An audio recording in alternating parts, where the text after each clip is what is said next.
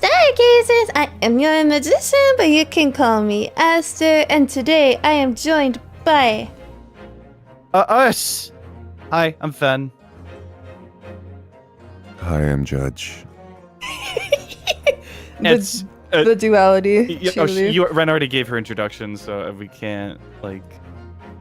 Cry about it?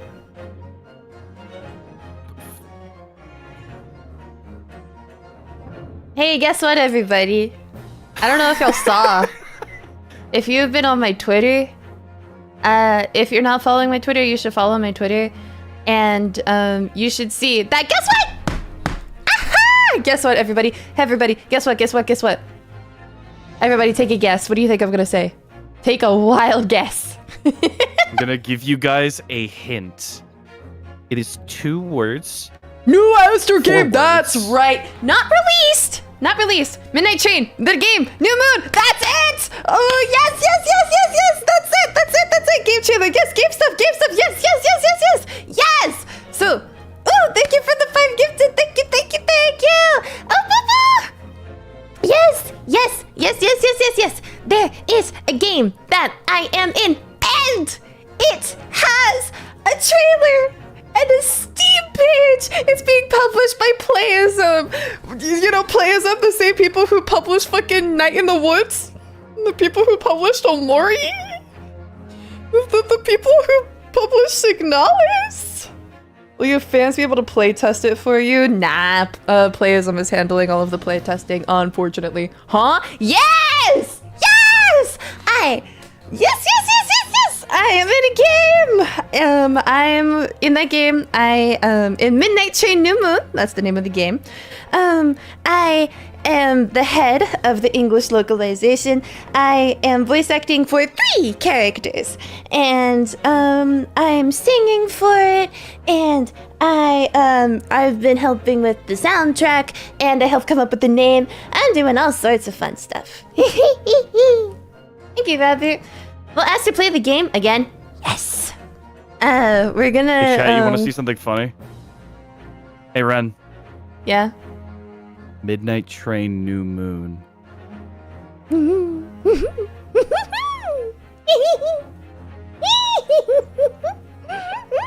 This is incredible news. Okay. Yes, it is. Yes, it is. It is. It is. It is. It is. Yes, yes. Amazing things are happening. Amazing things are coming.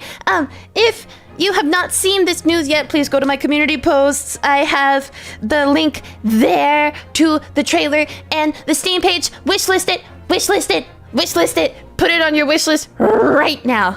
Right now. Listen to me closely, really closely. Put it on your wish list. I want all of you buying it once it comes out. Okay, you hear me? Listen closely. I already did? Thank you. Thank you. Thank you, thank you, thank you, thank you. Okay. Y'all know the moon is made of cheese, too. What if I can't wishlist it? Then it is what it is.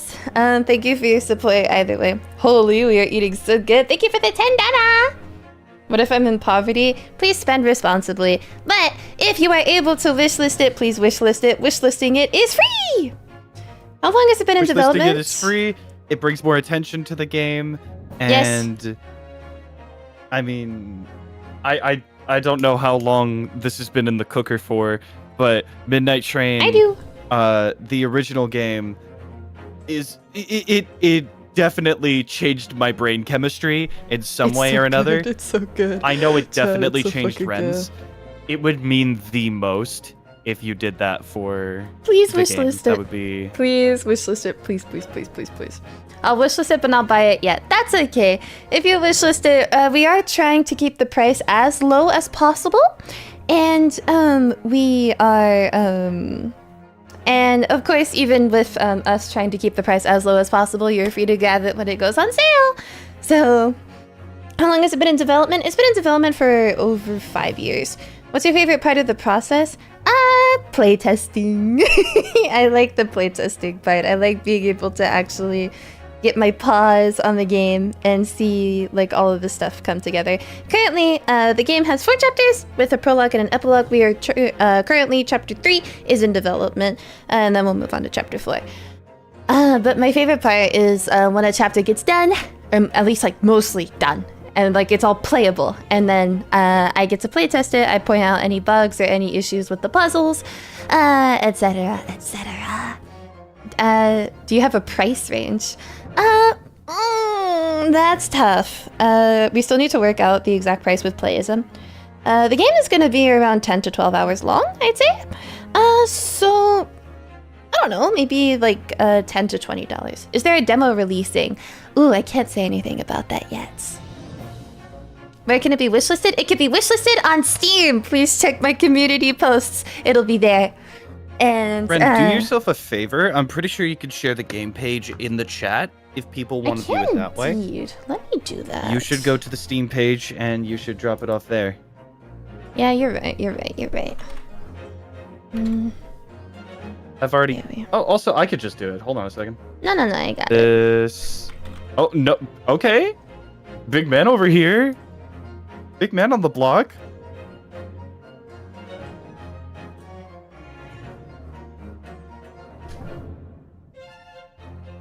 Will the game be released with all chapters or a chapter every 2 weeks like Dispatch? No. It's going to be released all at once. What about the localization? Any difficulties? No. I've spent a really long time with these characters, so I know what they sound like. I know how they should talk. I think it through quite a bit, but also I just have a really big passion for language. So localization is more fun, even though it is definitely like time consuming. And it can be like mentally strenuous too when I see like one particular phrase and I spend like a day on it, but you know. Anyway, I'm sorry for yapping. Actually, no, I'm not sorry. All of you go wishlist the game right now. But without further ado, are we ready to begin? Yeah, I guess I am. Judge? Yes, I am ready. Let's go! Continue. So where we left off, the jury once again voted all guilty. I'll pull up the history so we can see this. You believe you still have tricks up your sleeve, all that stuff, yeah. We're doing yet another summation examination. That's where we're at. Yep. Alright, Judge, it's your time to shine.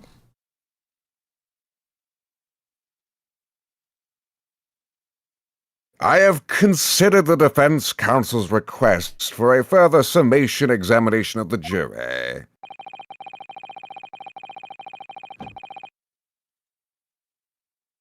And I have determined that the court must uphold the defense's judicial right to this procedure. So, counsel, you will now proceed with your second summation examination. I presume the jury is ready, Mr. Foreman? We are, my lord. Very good. In this case, I must ask each of you now to state clearly and concisely for the court the grounds of which you find the defendant guilty of this crime. Hold your voice. Yeah, Judge's voice is pretty good.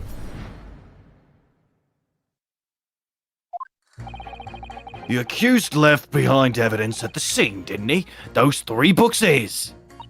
If there was some novel alternative explanation about how the victim was stabbed, I might reconsider. Even if the woman throwing books, it can't be related to this crime if the window was closed, can it? Dear me, it was only a little book, hardly life-threatening, even with a direct hit. Look, I just want to get this over with.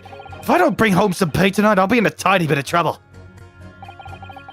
Come to think of it, we had a fire at home a while ago. It gave me the sneezes. It gave me the sneezies. I love the way that you said Oh, that. yes, considering more tangible arguments from all members of the jury this time around, it seems. No, the fuck they weren't. You know, if you say so, dude. With one notable exception, of course. My learned student friend was unable to find fault in the previous witness's testimony. So the court must accept the fact that it was indeed the accused seen fleeing from the scene. And moreover, no one else was even at the scene to commit the crime. Well, if the eyewitnesses are correct, it would seem as if the conclusion is somewhat set in stone. I fail to see how it can be argued any other way. That means, I'm afraid, that during this summation examination, it's essential that you establish some other tangible explanation for the facts. But how? Up again. What would even constitute a tangible explanation here? Isn't it obvious? Who stabbed the woman and how? Those two details are all you need to provide. Simply give us a name and a method by which the attack was conducted. And there I was thinking this might be hard. But Mr. Naruhodo, you have to do it! Otherwise, this really will be where the trial ends. Oh, no pressure then. That's quite enough preamble. Proceed with the summation examination, please. Presume you are prepared, counsel. I presume yes! you are prepared, counsel. My lord? All right, Ryunosuke, focus your mind now. Nice. Clearly, the key to the summation examination is going to be juror number 4, the maid. Or should I say, Mrs. Garadeb? We have a book that disappeared from the Garadeb's house on the evening of the incident. And the 4th book found in the victim's hand. There must be a way to link the two. Yes, that's what we have to find. Using every technique I've learned in my short career so far. Whatever it takes. Don't forget to keep an eye on Mrs. Garadeb and how she reacts. Even to the things other people say. Oh shit, it's that mechanic. The voices I'm are just so a guy. deep. Thank you. Thank you so much. Thank you. Thank you for all of your Okay, support, Jordan. so... It's the LA Noir mechanic. They was working on the tires. That's all that was took. The fucking face. Okay, so... Oh, shit, I accidentally went a little far. Okay. We need to demonstrate who, apart from Mr. Natsume, could have attacked the young woman on the street. As well as how he, or she, could have done it. Yes, but once again, the juror statements are full of personal prejudice. A lot of them seem convinced they're right, even in the face of logical arguments to the contrary. I think you're going to need to pit them against each other to force them to accept an alternative explanation. Yes. I don't necessarily need to find contradictions between their assertions. Just a connection might do the trick. Alright, I see what I can do. If anything stands out, I'll go in for a strike. That's the spirit! Okay, so... I love how the guy just randomly flings the wine at the torch. He's so... I love it when he gets so pissed off that he just starts throwing shit. There's some novel explanation. If the window was closed, see, that's the big thing, right? Because if the fire was open, and also we have Mr. Garrett... Hold it. But what about the possibility that the window was open? What about it? I mean, there's not just no way it could have been. How can you be so sure? The prosecutor fellow over there said it earlier, didn't he? Winters in London are no joke. You know, that window wasn't open. Us Londoners like sitting by the fire and staying warm, see? But you couldn't categorically state that the window wasn't open, could you? It just wasn't. They wouldn't have opened it. Then what's the point in even having windows, huh? Counsel, you will kindly refrain from childish bickering. Sorry. Somehow I need to show there's an undeniable possibility that the window was open. Because this young man isn't going to budge otherwise. So Only a little book, hardly life-threatening. Okay, I also want to check Juror 6. Tell me more about what it's like when your house is on fire. Does that have anything to do with your decision about the defendant's culpability in this case? Sorry? What's that? You have to speak up, lad.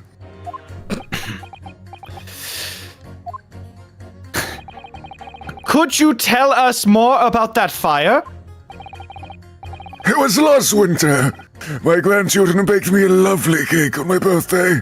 Want to give me a noise notification? For Don't worry, you'll when- know.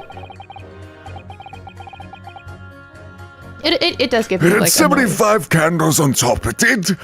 What a sight it was to what a sight behold it is. Sorry.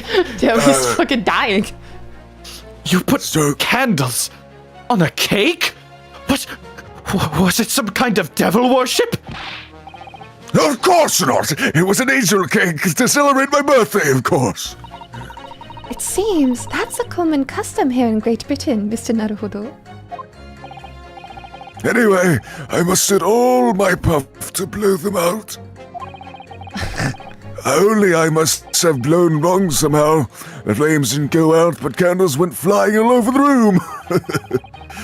The furniture caught and everything went up. The whole place filled with smoke.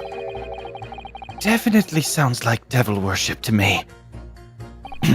And by the sneezes, I presume you mean a cold. But how did you catch a cold from a fire? What a fiasco it was. The grandchildren, bless them, threw water over me as they tried to put out the flames. And then, because the whole room had filled up with smoke, of course, we had to open all the windows to clear it. The windows. The biting winter air rushed over me like the devil dancing on my grave, it did. I caught a terrible cold from it. It put me in the hospital for a while. I wouldn't forget that birthday in a hurry. I knew it was devil worship all along. But something about this old man's story is playing on my mind for some reason. Okay, so this is all This the is the same. same. Skip. Press that space bar! Go on, Ryunosuke, press that space bar! Okay, so the windows. If the window was closed, yeah, when the window opens. Gotcha. These two juror statements clearly contradict one another! They do? How exactly, counsel? Don't point at me! I told you it wasn't me! The prosecution has a valid point! Don't point.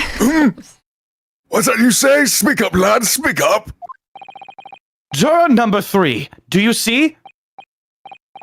Me? See what, sir? Did you hear juror number 6's account of his birthday celebrations last year? It seems, despite being a Londoner, he once opened his windows in the middle of winter. Oh, yes, of course, because it was an emergency. I mean, obviously, if the room was filled with smoke from a fire, then you'd be mad not to open it. Oh!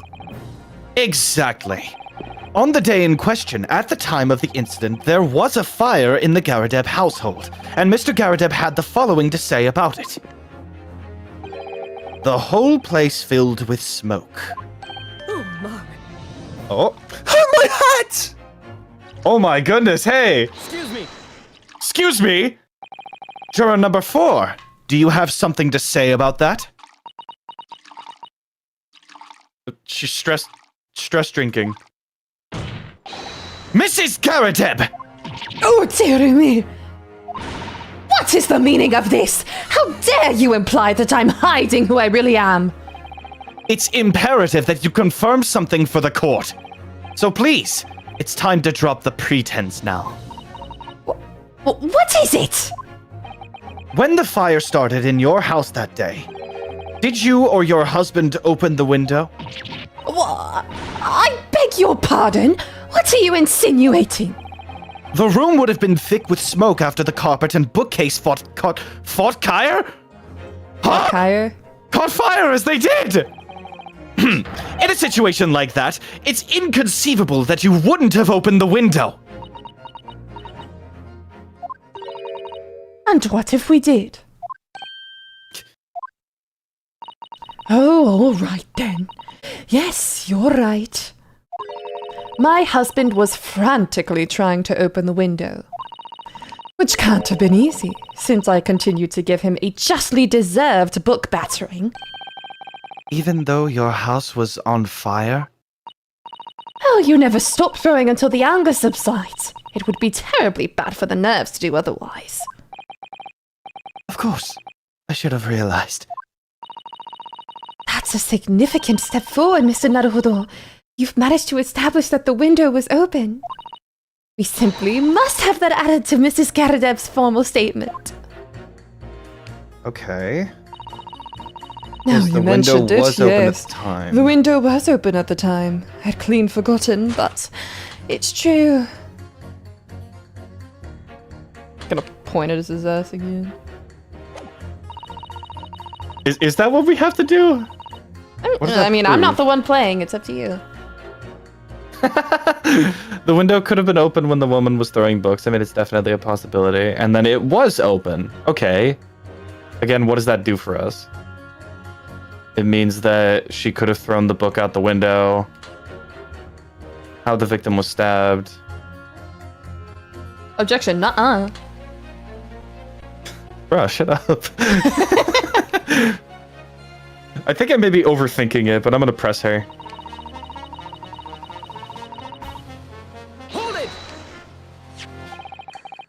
The fourth book found at the scene of the crime shows very obvious signs of fire damage. And the title of the book is The Lion's Pride. The same title, in fact, as the book that Mr. Garadeb told us he had been reading. Well, I really couldn't say. Girl, stop drinking so much. On the day in question, did you or did you not throw at your husband a copy of The Lion's Pride that he had been reading?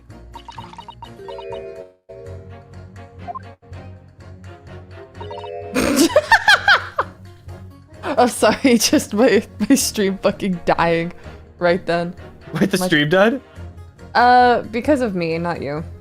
My net's okay. a little spotty today. Uh-oh. I did.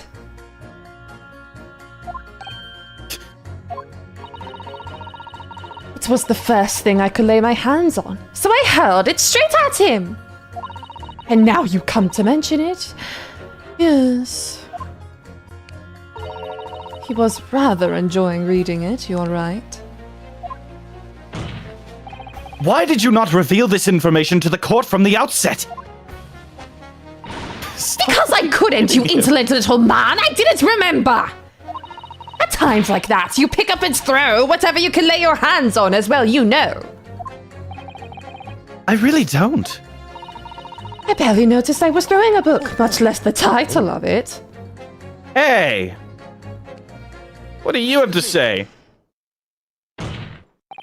What is it, churro number 5? You know something? I've remembered what it was. That memory I blocked out. It was listening to what this granny was saying. Brought it all flattened back. Granny's crazy. Who you calling a granny, you cheeky devil? I'm Mrs. Garadeb or the maid, I'll have you know.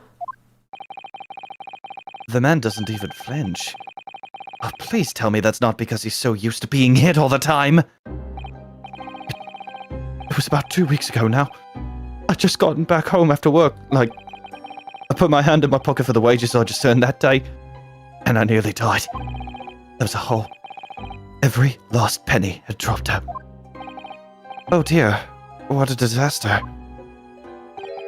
You haven't heard the half of it, boy. Oh?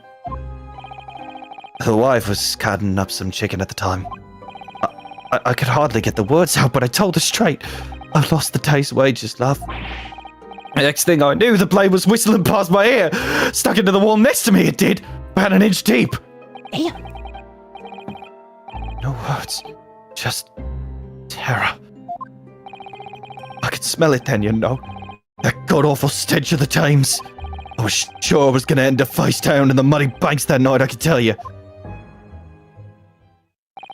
Now, that's a real disaster, isn't it? I'll never use the word lightly again. Anyway, the point I'm trying to make is this. When women lose their rag, they'll throw anything at you. Knives, hatchets, hammers, you name it. Mr. Naruhodo, you mustn't think that all women are so short-tempered and unrefined. No, I wasn't thinking that. Throwing household objects at people is... well, it's so uncivilized. At least attack with honor, using a bow or the like. What? Attack? Who are you going to attack? Never mind. Anyway, this man's words could be rather significant, I think. Alright. We'll come back to the bow and arrow thing later, if I dare. The woman in a rage will hurl almost anything at you. The kitchen knife really brought that home to me. Wait. That's a fucking stretch. You have to ask Judge. I'm not saying anything. I'm going for it. Those two statements clearly have a deeply significant connection. Hey, the music stopped.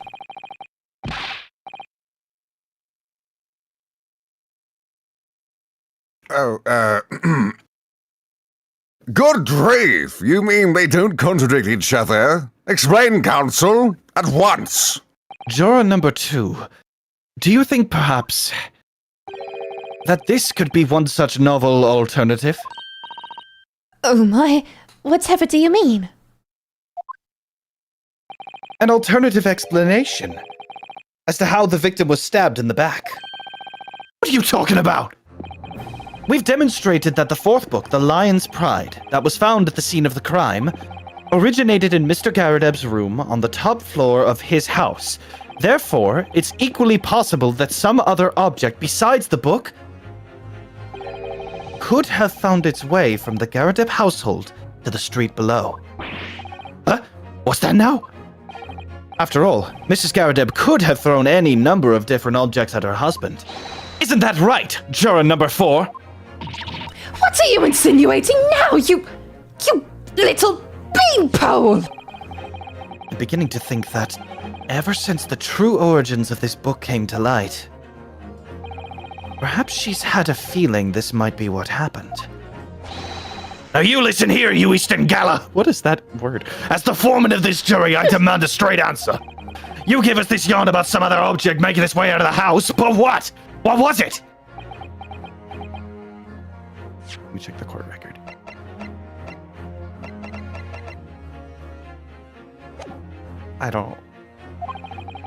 I'm really taking a big gamble here. That was a bold accusation to make, and I haven't any real evidence to back it up. But I'm certain that at the very least this warrants further investigation. All right, Mr. Foreman, I'll try to explain the defense's theory. The other object that found its way from the Garadeb household to the scene of the crime was... she threw the knife. That's what it would be. She threw the knife. Take that! Juror number 4, Mrs. Garadeb. What now? I must apologize in advance for this. But I need you to confirm something else for the court. Galas are a species of This bird. knife. In other words, a cuckoo head. Ah, thank you, chimp. Have you ever seen this knife before? Good Lord, counsel, what on earth are you doing? That's the weapon. God damn it. Good grief, counsel, what on earth are you doing? That's the weapon that was lodged into the victim's back, man.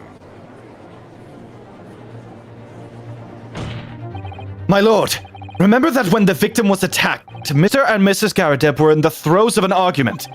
Mrs. Garrett was hurling anything she could at her husband, who'd been backed up against the window. A window that had been opened to clear the smoke, and through which a book sailed to land at the crime scene. You can't seriously believe that?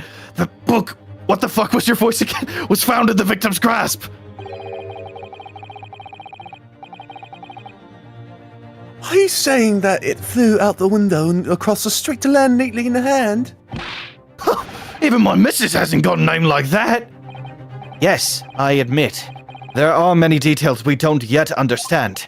But that's the point. That's precisely why.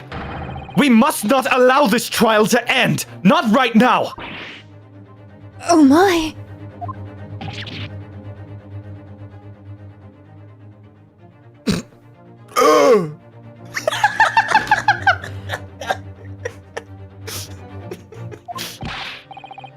Mrs. Karadeb, your answer, please. Have you seen this knife before or not? Ah! Whoa. Oh my god, she passed out. Juror number 4, maybe... Who? The bailiff, I'm assuming? What? Who? No, it could be the foreman. I don't know. Thanks, Fenzik. My Oh, it lord! could- Oh. Not even close. Your voice changed a little bit. I was to change my decision. I'm a woman of my word, after all. Thank you, madam. Yes, I agree. I certainly didn't see this coming, but... I just don't think it would be right for this trial to come to an end now with so many unanswered questions. I've totally fucked that one up. Mr. Foreman! I'd have to agree. Not that I think the granny did it, mind. Yes, you know what? I'm not quite happy about this at the moment either. All together now, ladies and gents. Let's fucking go, dude. Damn, 4 and 1. instantly. We did it. We put the +4 card in Uno. Oh, congratulations, Mr. Naruhodo! So, as a result of the defense's summation examination, I'm sorry. So, as a result of the defense's summation examination, a number of jurors' leanings have changed. 2 jurors called guilty against 4 now calling innocent. Accordingly, the opinion of this court is divided. And this trial will continue. I want to clarify, just to everyone here, there's no such thing as a summation examination in real life. Yeah, very... It's just like, this would not fucking happen. Very important note is that in the original Japanese, it was called, it was just called a closing argument. That makes I'm a not bit more sense. But I'm not exactly sure it wouldn't apply why. here still. Yeah, exactly. So I think Yeah. that's why they changed it to something that just like straight up doesn't exist. So it's not even like it's not even trying to imitate. Because it's hardly a closing argument when the trial like Well, doesn't end. when you want it to continue. Yeah. If one attorney can Now just be like, then. nuh-uh. Now Genuinely. then, Lord Van Zeeks, how does the prosecution wish to proceed? I need to fucking I'm drink. going to drink myself to sleep. This trial is rapidly descending into a farce. Holy shit, he drank it! Like a corked wine, this first few sips are bitter enough. I was wrong. But what follows is so repugnant. It's good for nothing save the gutter. If I may, Lord Von Zeeks, the defense has just put forward a credible alternative explanation for what happened. incredible. Is that your considered opinion, Mr. Foreman? The defense's argument is a joke to which I barely know how to respond. But let me start by insisting that you must all familiarize yourselves better with the relative positions of those places being discussed. What do you mean by that? What's his angle this time? It should already be more than apparent that between the crime scene and the Garadeb household runs a rather wide street, Briar Road. Which means the distance from the Garadeb's house to the scene is some, 15 yards. Let me see. 15 yards. That's around 40 meters. 14 meters? Oh, that's a little farther than I'd imagined. And yes, as you ladies and gentlemen of the jury rightly noted as having portentous significance, the fourth book was found in the victim's clutches. In other words, the smoldering book wantonly held by the lady of the house traveled some 15 yards to land on the opposite side of the road, neatly between the collapsed victim's fingers and thumb. Is that your final conclusion, my learned and deluded friend? And did the jackknife follow a near identical trajectory that plunged into the middle of the victim's back? This fantasy is somewhat stretching the notion of having a bad day for the victim, I think. Even those pathetic serialized detective stories have more believable plots.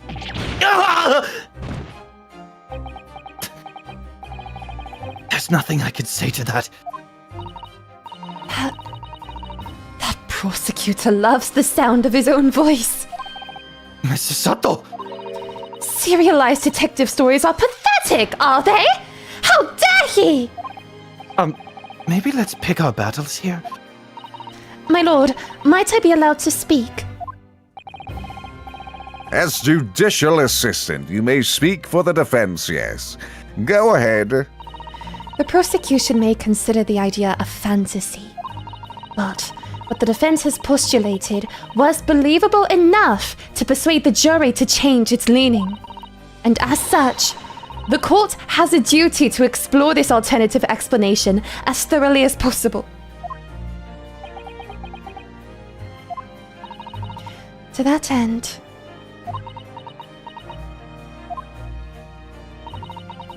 juror number 4, Mrs. Joan Garadeb, must be called to testify and submit to cross-examination. Saints alive! A cross-examination of a juror? Oh, they're back. What the fuck? Hey. Order, order, order! Well, this is highly irregular. It is unprecedented for a member of the jury to be summoned to the witness stand. Stop! That actually flew into someone in the crowd. That was I'm sorry, there's a... Bro, that's the second wine bottle he's broken. And then, like, the ninth wine glass, dude. might be a civil case of battery. There's a GIF that I have saved of him picking up the wine bottle, throwing it behind him, and then it just explodes in the audience. Yes, exactly. And unnecessary. Lord Van Zeek, sir. There are already witnesses in the stand whose testimony the defense may further cross-examine. If my learned friend's farcical theory has any truth in it, then both a burning book and a jackknife must have flown through the sky before this couple's eyes. and we must assume they would be able to testify accordingly.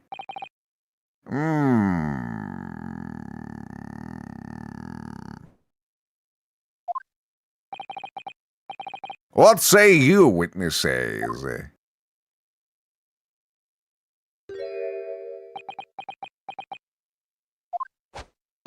Yes, sir! Constable Rowley B reporting for duty, sir! Well, good morning, officer. Sorry for dozing until now. Sir, I haven't slept for a month on account of the villains who's appeared on my beat, sir. Oh, they are so heroic, these London bobbies. Patricia, my darling, I've been neglecting you, but no more. Oh, Rowley, my hero! You make me swoon! Thank you, Kung, for the $5. Objection! I must break this. True!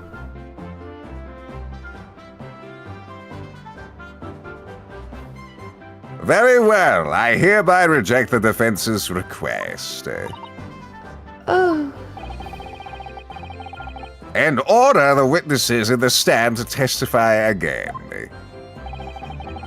State forthwith before the court any details pertaining to the defense's alternative explanation of events. Yes, sir!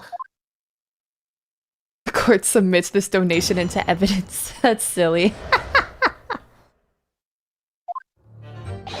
This case has nothing to do with Mr. and Mrs. Garadeb. Believe me, a London bobby is good for his word. You see, sir, the windows on the top floor of the Garadeb house are top-hinged casements. obviously, if anything had been thrown out of the window, we would have seen it. I did leave the scene to go and fetch help, but my trusty Rowley was there to make sure nothing was disturbed. I didn't take my eye off the crime scene for one moment, sir. Nothing strange to report on that front, sir.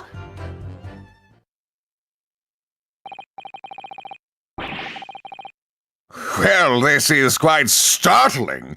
Top-hinged casement windows. That detail was not in the police report, Constable. Well, yes, sorry about that. I must have been a little drowsy.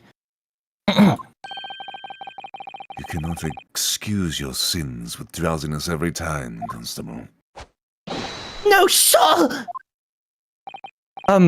Sorry, but what exactly is a top-hinged casement window? And you? You cannot excuse your ignorance with such trite remarks, my learned friend. Of course. Sorry. I have found it, Mr. Naruhodo. Cast your mind back to the window in Mr. and Mrs. Garadeb's room. Alright, I'll try. So, the window opens in order to allow air to circulate inside the house. But as it's a top-hinged casement window, it swings open along the upper edge, you see. I'm glad you've rectified your ignorance. A casement window's most prominent feature is its stay, a metal bar which prevents the window from being opened beyond a certain amount. It prevents it opening? This is all news to me. Absolutely correct, sir. In other words, if a book or knife would have been thrown through the open window, it would have clattered against the pane and fallen straight down to the pavement below. No. You see the problem, then. Good. Your education Pause. in Windows is complete. What? Sorry, This is me with my PC yesterday, bro. Yes! Sorry, I'm thinking about somebody who tweeted this and was like, me after I end up being the IT guy for my family. Good. Your education in Windows is complete. bro. This is literally just me. What the fuck?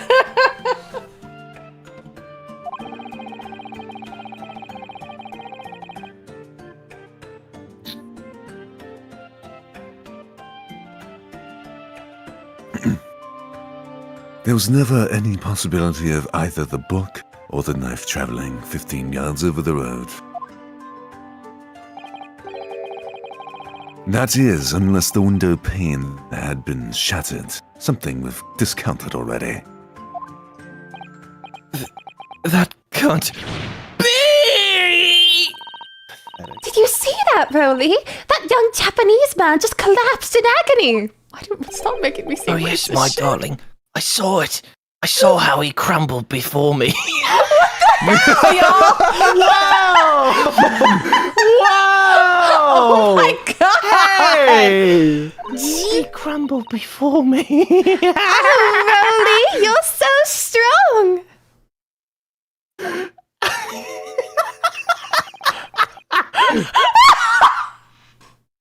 How is this happening?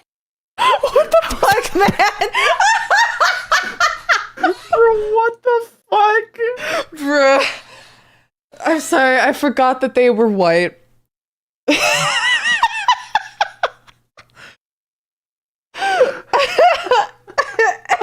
How is this happening? I haven't even started the cross-examination yet, and already my argument's been destroyed. And also, they've roasted the shit out of you for being Fucking Japanese? Vine Boost sound effect. I saw him crumble before me. Why the fuck would he say that? Like, what the hell was that?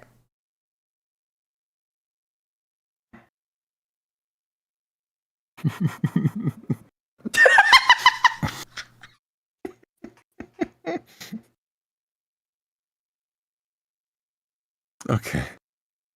Counsel, if you could drag... Counsel, if you could drag yourself upright again. The court awaits your cross-examination. My lord. Oh good, another desperate situation.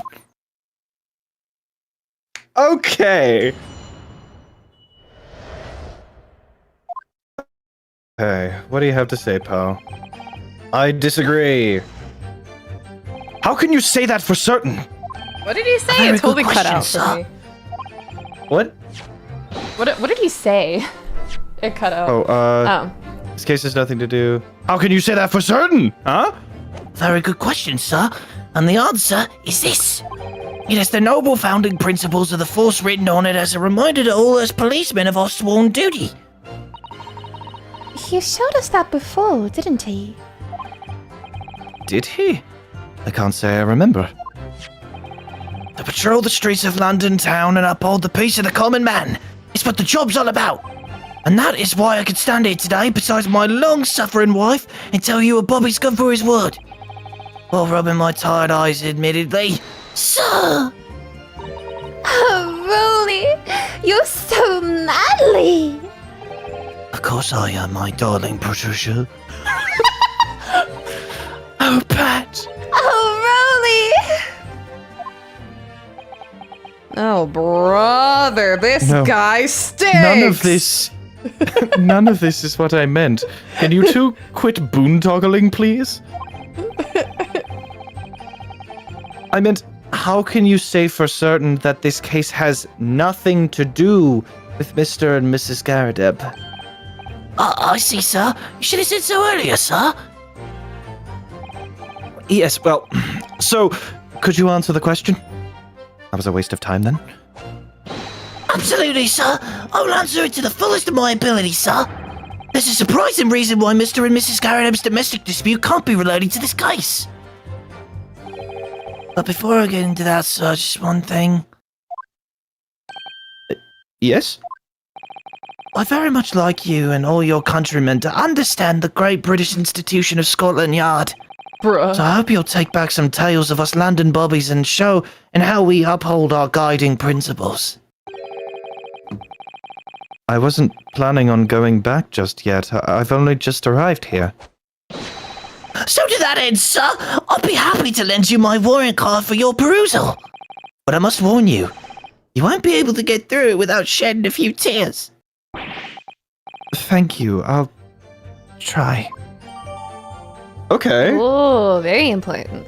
New evidence. That's not how evidence works. Welcome in, Bonnie. Thank you for the lake. Okay. I just want to see that new card. So we're not going to present it. We're just going to examine it.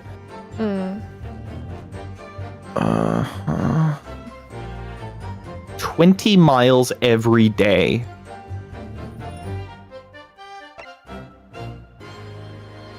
Metropolitan versus principles of policing.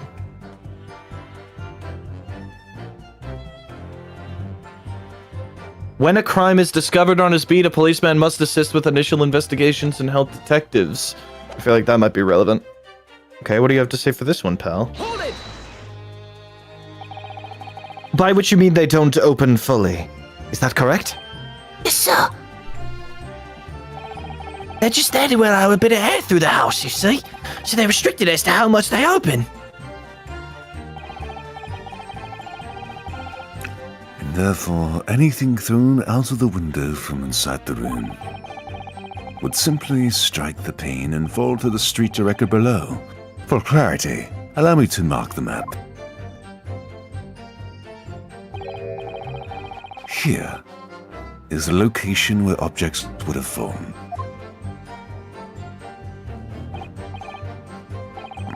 Yes. Directly opposite the scene of the crime on the other side of the rather wide road. Would it have been so hard for somebody to mention this top-hinged casement thing before? Well, I have another question for you, Constable. And what would that be, sir? How do you even know? Why would you have any idea what sort of windows Mr. and Mrs. Garadeb's house is furnished with? Well, sir, that's very simple. See, I helped with the investigation yesterday. Oh? Excuse me. Do you have something to add, Mrs. Beat? Sorry? You look, well, delighted. Is there some particular reason for that? Oh, I was just remembering, that's all. We really were so lucky. Lucky? What do you mean? Well, of course I feel terrible for the poor woman who was attacked. Don't misunderstand me, please. But we were just so lucky that it didn't happen on Rowley's beat. It was so close, you see. Oh, I hadn't realized. Oh yes, that straight Briar Road, that's the boundary between Rowley's beat and the next one. Isn't that right, my love? Can you very suddenly fall over, Rolly? I want to see that animation again. Constable Beat! What the fuck? You did it. Yes, that's right. I was expecting him to fall back the other way. That's the reason I was helping out with interviewing the occupants of the Garadeb household yesterday. The house is on my beat, you see, so... That really was cutting it close then. Constable, I wonder if you could clarify something. Imagine voice acting. This message has been co-signed by the non-yappers of America. Hi, Barn. How you doing? If the Garadeb household is on your beat, does that mean that the pavement next to it is as well? Outside Mr. Garadeb's house? Yes, ma'am. The pavement on that side of the road is part of my beat. I see. I was unaware of that. Just think, if the woman had been attacked just on the other side of Briar Road, we would have never been able to go for that meal to celebrate her wedding anniversary. But that's the life of a bobby after all. Extraordinary people, our bobbies, tirelessly working for the benefit of all Londoners. Do you know what I think? I think it was the good Lord's way of rewarding my Rowley for all his hard work. Don't you think so, my darling? That must be it, Pat, my love. That must be it. I think perhaps we should make sure that we have that information officially on record. Leave it to me, Mr. Naruhodo. I'll take care of it immediately. How does she keep reading my mind? What the fuck? She's so cool. And now it's my turn, I think. Okay, so... Okay, what did we gain in the case file? Yeah, stab him to the back, east side. Victim remains unconscious. We don't know who she is.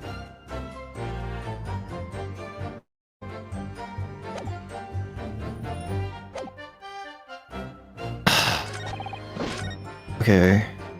Couples telepathy. That's funny. But according to my notes here, the sun had gone down already, and it was dark. Oh, but Rolly and I were strolling along, gazing at the night sky and looking for a lucky star. Sorry?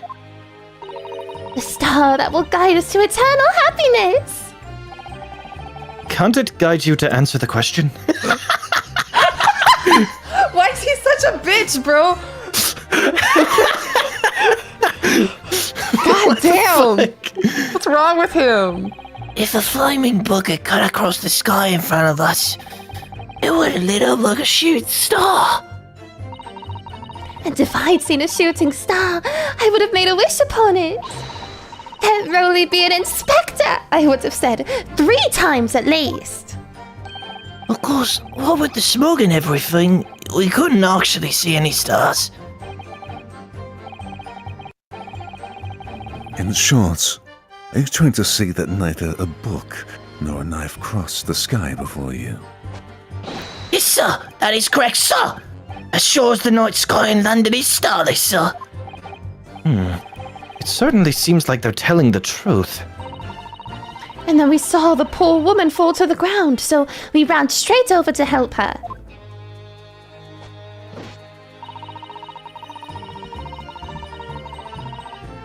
There we go. Then what's one? Shit. Yes, you said that you went to a nearby police box to fetch another officer, is that correct? Right? Correct? Correct? That's right, yes? If it had been on Rolly's beat, I would have known exactly where I was going, of course. Don't feel bad, my love. You can't be expected to know the location of every police box on every beat. So, Rolly told me the way. Only, I sort of got a little lost on the way. Patricia, my darling, that's why I love you. Your terrible sense of direction is bewitching to me. Hey, Ren, it's you. Mugman, is this how you feel? Oh, Pat! Oh, Rolly! Mugman, I is do this how think you it is feel? somewhat endearing that you can't remember where the fuck you are. Like, it's always really funny where I have to be like, okay, so we parked over in this section of the parking lot, and you're like, where are we? Oh my god, I'm sorry. Oh, Pat! Oh, Rolly! Oh, please. Oh, please. He's such a hater. It's so funny. Like, goddamn, such a bitch. I'm sorry. It's really funny. So, I suppose I was gone for about 15 minutes. But like I said, my Rolly was at the scene the whole time, making sure nothing was disturbed. I was off duty at the time, of course, but a true Bobby is never really off duty, sir. Okay, what about your last statement, pal? I'm gonna press this. Hold it! Nothing to report. That's correct, sir. I had my eyes wide open the entire time. Never looked away for a second. No one else approached the scene and nothing was removed from it. I could swear to that on the yard's honor, sir. Really? That seems a little strange. Beg your pardon, sir? Strange, sir. Seems altogether regular to me. This burnt copy of the Lion's Pride was originally in the Garadeb household. So the question remains, how did it find its way into the hand of the victim? Can you shed any light on that, seeing as you were at the scene of the crime the entire time?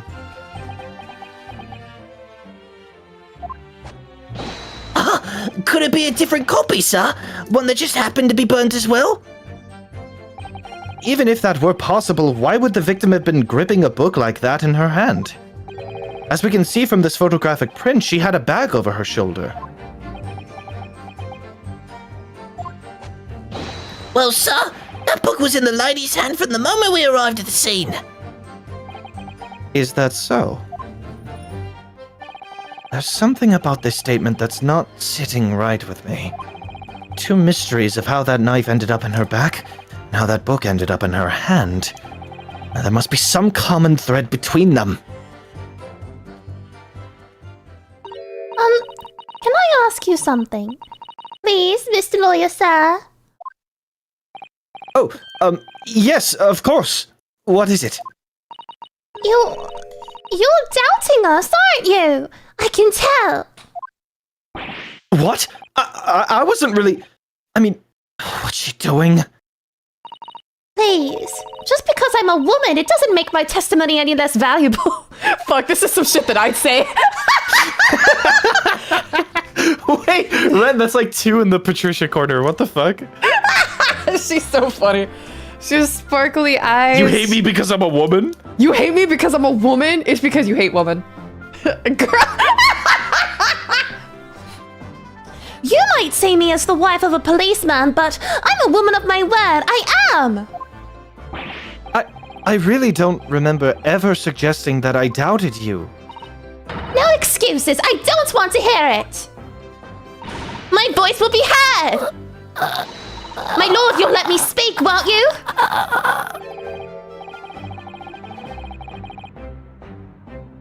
My lord? Yes, Mrs. Beat. I will allow you to supplement your testimony if you so desire. Sometimes the path of least resistance is the sage one. That was a very loud mutter. I heard that! That Japanese man thinks a policeman's wife's word counts for nothing, does he? Well, watch out, sir! I might let you get away with something like that, but my Rowley won't! Duly noted, Mrs. Beat.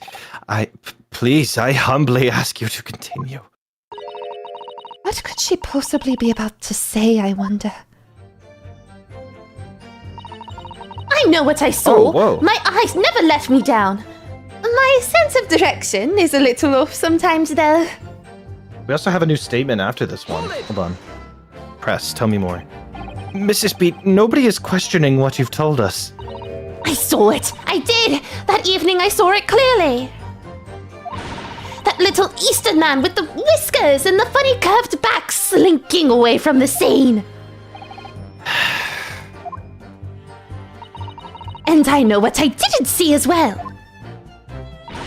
I didn't see any flaming books or knives flying through the sky! All very clear. You also mentioned something about having a poor sense of direction? Oh, Yes, well, that's a little embarrassing, really. I'm always ending up at the wrong place when I've made arrangements to beat Rowley. He gets ever so cross. Oh, hey. Excuse me. Constable Beat! Is there a problem?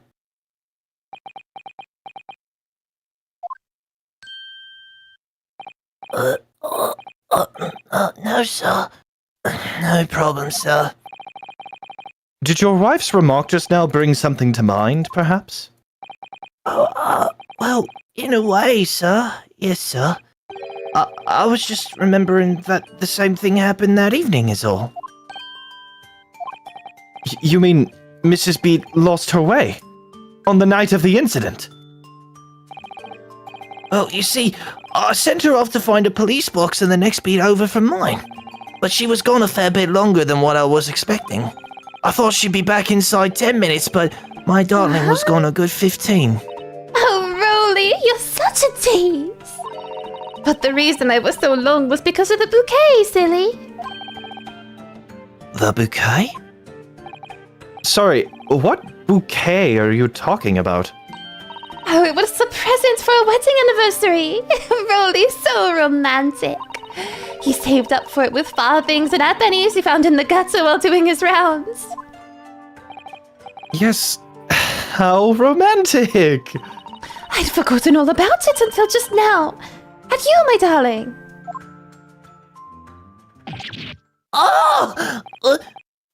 Oh, yes. But that was just between us. No talking about it to anyone else, darling. You have to promise. Really? Oh. What was that all about? Constable Beat looked very obviously troubled during that exchange.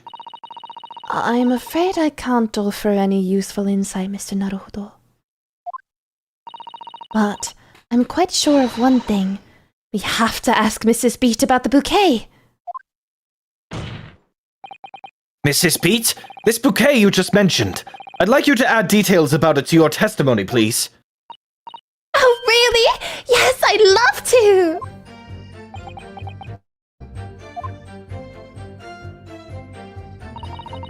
What happened was, I dropped my bouquet and then ended up losing my way for a while. What? What does that do? What does that do for us? You mean you dropped the bouquet at the scene of the crime? Yes, that's right! Oh, I was so upset! When we ran over and saw... There we go. When we ran over and saw there was a woman with a knife in her back. I was so shocked, I dropped the bouquet Rolly gave me. It was in a dark spot where the streetlights weren't casting any light, so I didn't notice at first. And then you went to the police box to report it to the policeman whose beat it was on? Yes, and I came back to the scene together with the other constable, you see. That's when I spotted my bouquet again. But the funny thing was, when I went to pick it up, it was nowhere near the victim's body at all. If you're the one doing the voiceovers, I'm genuinely impressed. Thank you. Yes, it's the three of us. We sure are. We're doing it live. It is the three of us, yes.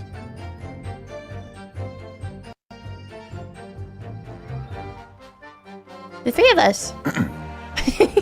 In case you need reminding, Mrs. Beat, the victim is not deceased. I was all flustered for a moment before I heard a voice calling me from the other side of the road. Your husband, presumably? That's right. Oh, silly me. I'd gone over to the wrong side of the street. Although, I'm going to blame the bouquet this time. I can't think how it got there. I really can't. So the bouquet somehow moved from one side of Briar Road to the opposite.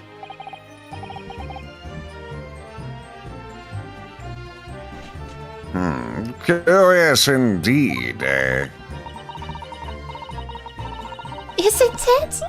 But the worst of it is, I forgot to pick the bouquet up again when we left the scene. That beautiful rose Rolly bought me, with that change from the gutter he spent so long collecting. By bouquet, do you perhaps mean this sorry, solitary rose? Oh, yes! Yes, that's it! That's the bouquet Rolly bought for our anniversary, with all bits of change he found in the gutter.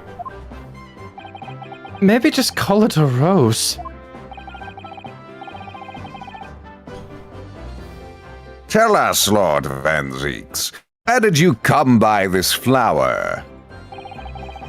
According to the report by the police officer in charge of the crime scene investigation, it was found on the edge of the pavement in front of the...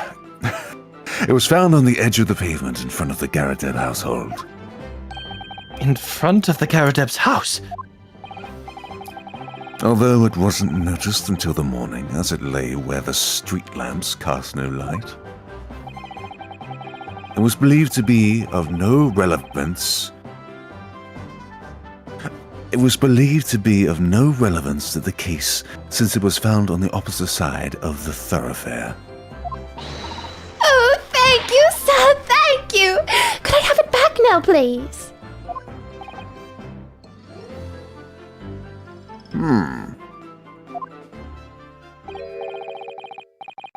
Though I think for good measure this ruse should be added to the court record as evidence, sir. Oh. Damn.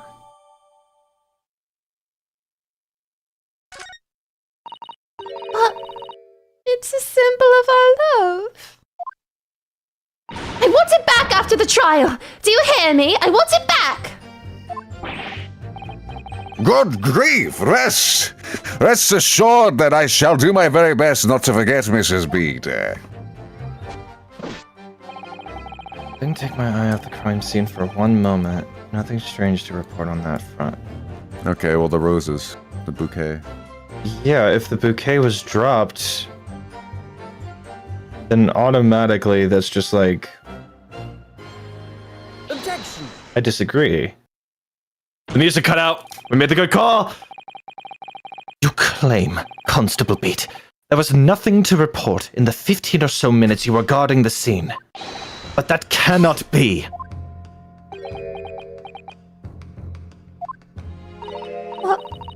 What do you mean to say? In your testimony just now, Mrs. Beat, you explained to the court that when you arrived back at the scene of the crime with the policeman assigned to that beat, the bouquet you had dropped at the victim's side was no longer anywhere nearby. Objection! Yes, on the opposite side of Briar Road to where the victim was attacked.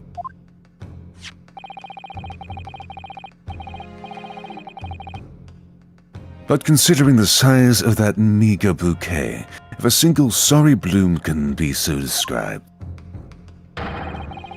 no doubt it was blown in the wind across the street, back into the gutter where it belongs. Mika. Objection! Mediocre. But if that were the case, why did Constable Beat not testify to the fact?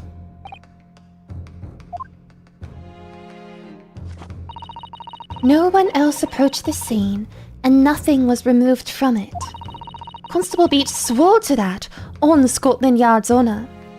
But the bouquet belonged to me. It has nothing to do with the case.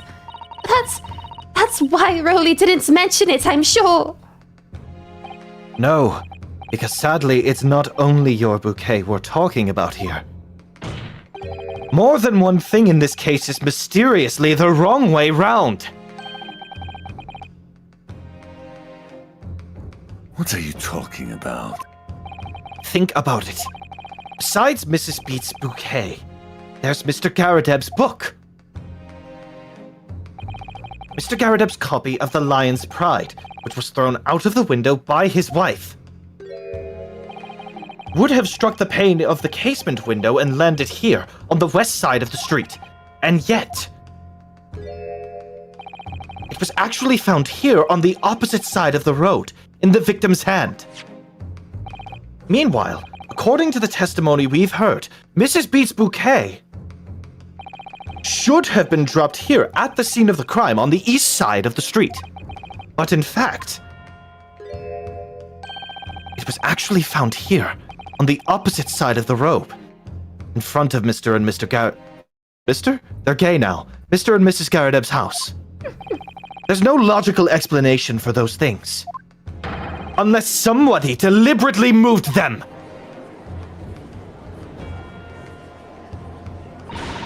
What are you trying to say? The way you're talking, it sounds like you think my Rowley's done something wrong. Don't you listen to a word that scrawny lawyer says. Wittering on about books and bouquets? Why should we care? It's nitpicking, that's what it is. Oh good, Mrs. Garadeb's come round.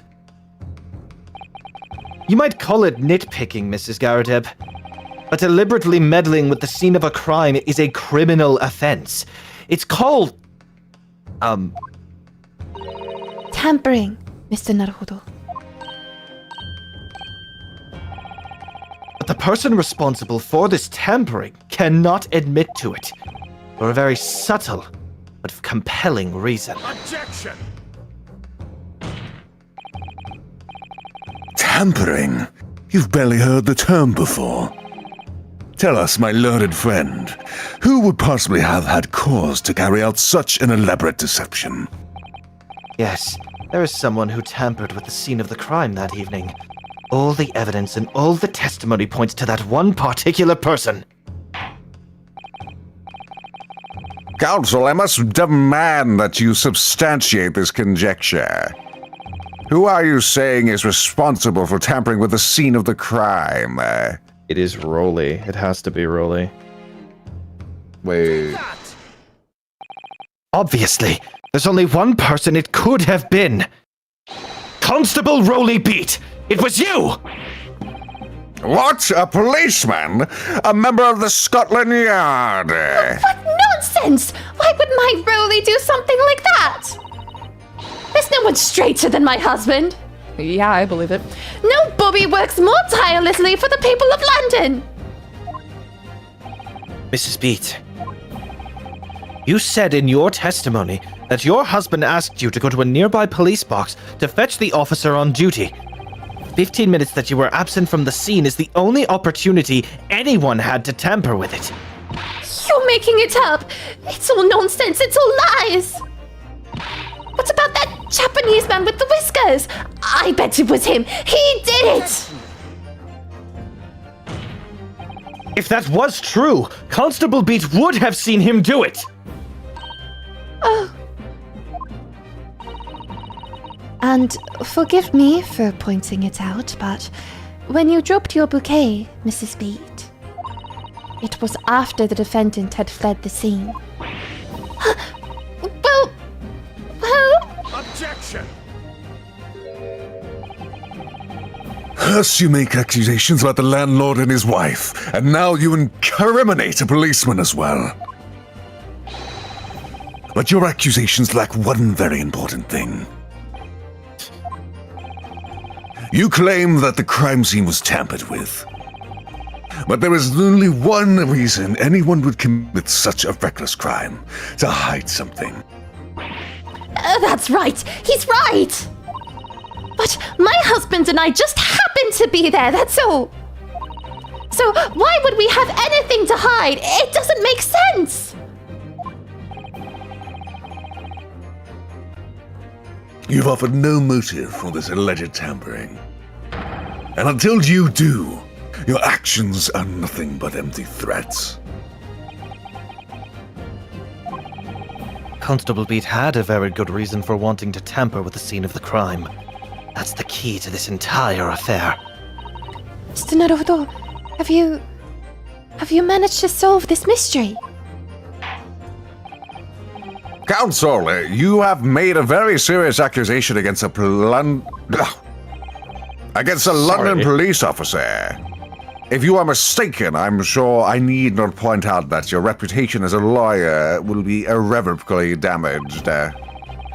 With that stark warning in mind, you will now explain to the court the motive for this alleged tampering.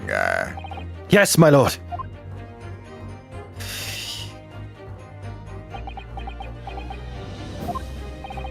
Constable Beat's motive for tampering with the crime scene was to hide. Oh. Where the victim fell.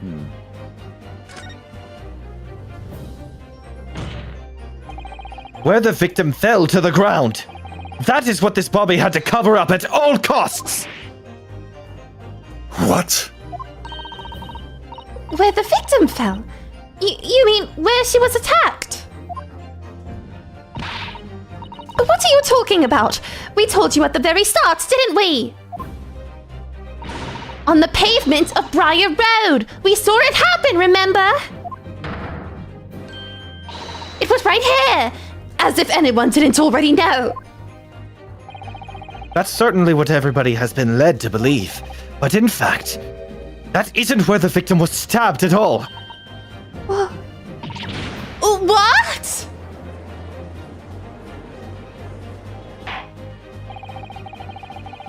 I'm beginning to wonder where the tumultuous trial will end, Counsel.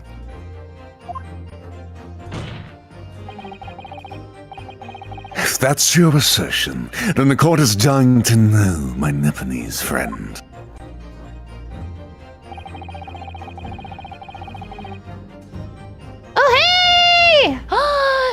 Thank you for the 10 gifted. That's crazy. Wow. Welcome to the apprenticeship to 2 or to 10 whole people. Thank you, thank you, thank you. Holy gifted subs. No, genuinely. Thank you. Thank you, thank you, thank you.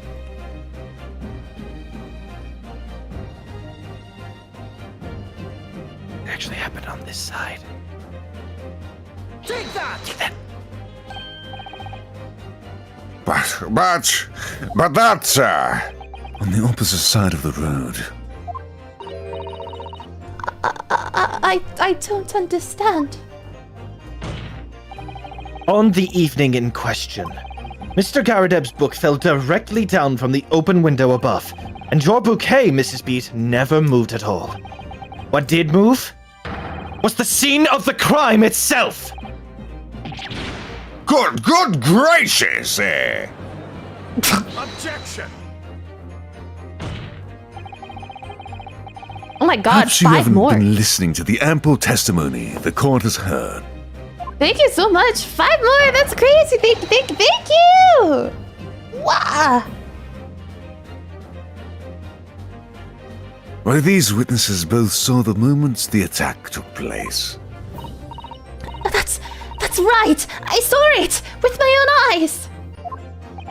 It was 5 o'clock in the evening and already dark. There was the typical London fog on the ground.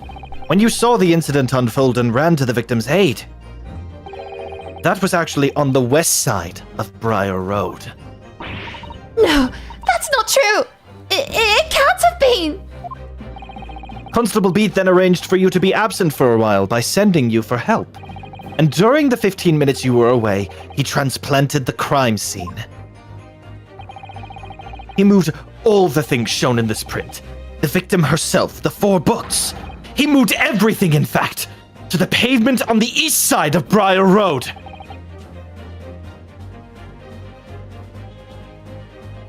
extraordinary. Extraordinary. He is very, very extraordinary. But the constable overlooked one thing. What did he overlook? The bouquet, I presume. Exactly. The prosecution told the court just a few minutes ago about the discovery of the rose bouquet.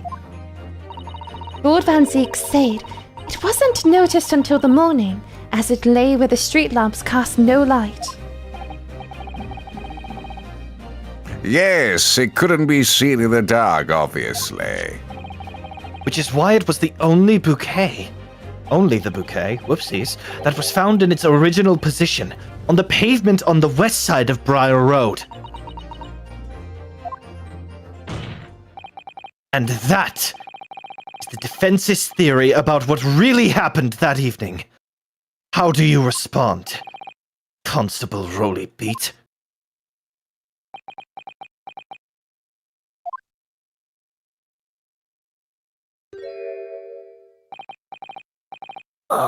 Well, I'm very sorry. I didn't mean to nod off again, but I haven't slept proper in a month. Did I miss anything important? Oh, Rolly. It isn't true, is it? What that lawyer said is all lies, isn't it? I know it is, because you're the most upstanding, righteous man I know.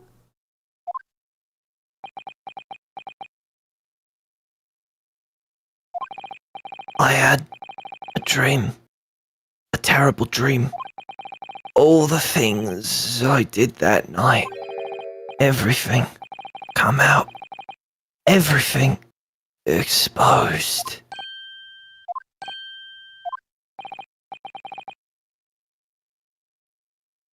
Only, it seems, it wasn't a dream at all.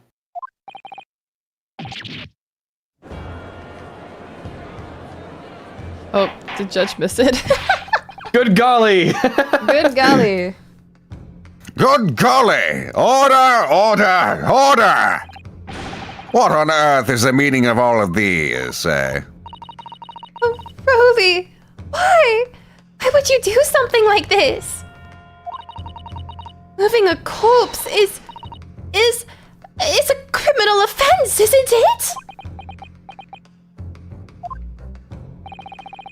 Wishing the victim dead should be one too. Constable, explain yourself. Why would you do this? As a respected member of Scotland Yard, your duty is to protect the good people of London town. Oh, I can't say. Sir.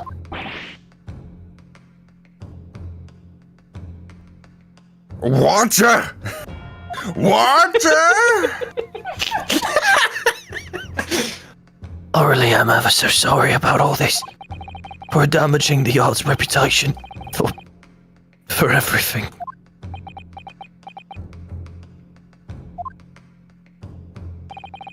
I have a possible explanation. For why, on that particular evening, Constable Beat felt compelled to move the scene of the crime. I can think of one reason.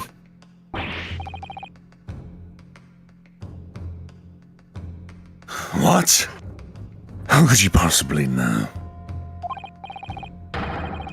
You, a foreigner, presuming to understand the mind of a Scotland Yard policeman. And yet, Lord Van Zeeks, it is this foreigner who has uncovered the startling truth of the matter thus far. I believe it would be beneficial to the court to hear this extraordinary young lawyer's theory. Counsel for the defense, if you please. Yes, my lord! Now then, I think you had better show us some evidence, eh? At once, my lord. England, Japan. It makes no difference where you come from, human emotions are the same. And I think I have a fairly good idea of the feelings behind this man's actions.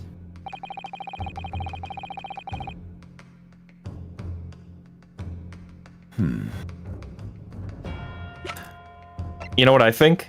I think he did it specifically to move it out of his beat so that it wouldn't have to be something that he would have to investigate. Because he said so himself, like, the other side of the road is where his beat ended. I believe...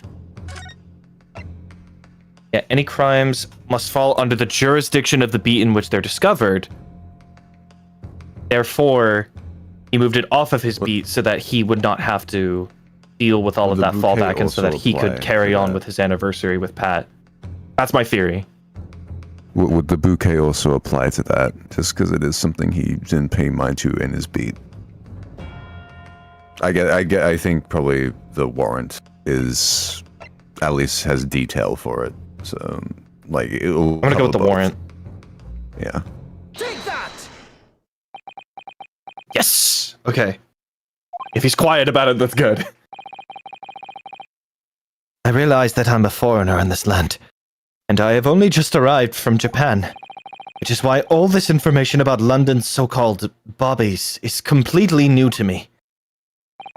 I've learned that, though honorable, patrolling the beat is the most demanding work in the world, for example.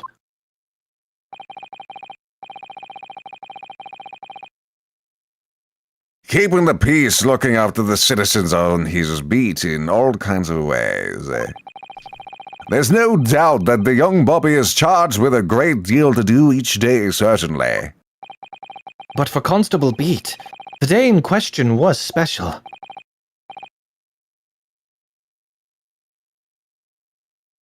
Special how? On account of this bouquet, the wrong evidence that I presented, my lord. Oh, yes!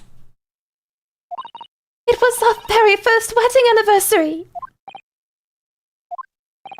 Constable Beat had worked so hard to be able to afford this simple gift for his wife, and was so looking forward to taking her out for a celebratory meal. when he and Mrs. Beat stumbled upon a crime along Briar Road. Whoa! When he saw that shadow... is it me? Yeah. I don't know. I think so.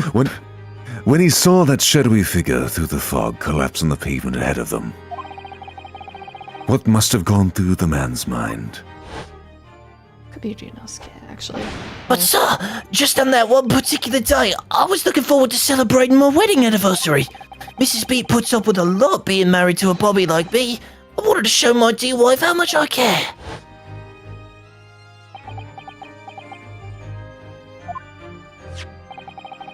This is the warrant card that Constable Beat offered to lend to me earlier. Inside, among the rules for patrolling policemen, it says, when a crime is discovered on his beat, policemen must assist with initial investigations and help detectives.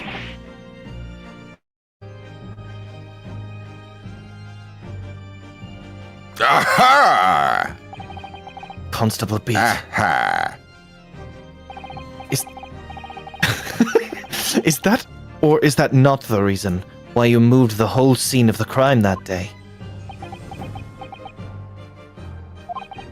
Yes. Everything you said, it's all right.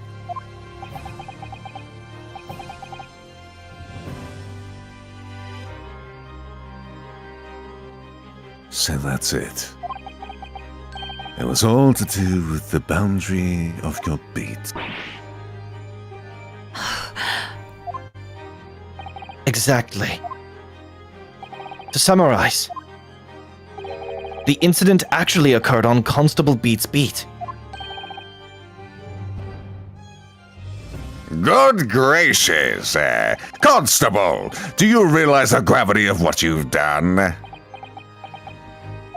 It was the first time since I became a copper that I'd ever cursed God. Stay close to me, Pat! The criminal could still be lurking somewhere! As we ran over to the scene, I had every intention of doing my duty as a police officer.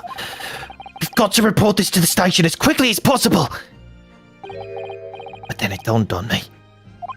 I realized where we were, where the victim was lying, and what that meant for me.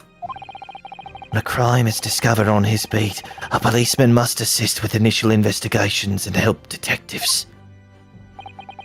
Why here? Why did this have to happen here? And why tonight, of all nights? Why?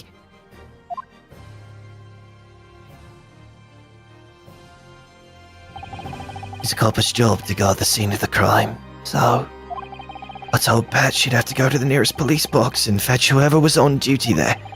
It was then, when I opened my mouth to speak, it just came out. I couldn't believe the words that were coming out of my own mouth. This is the next beat to mine, Pat. So you'll have to go to the police box that covers it. Turn right along Meerschaum Street, and then...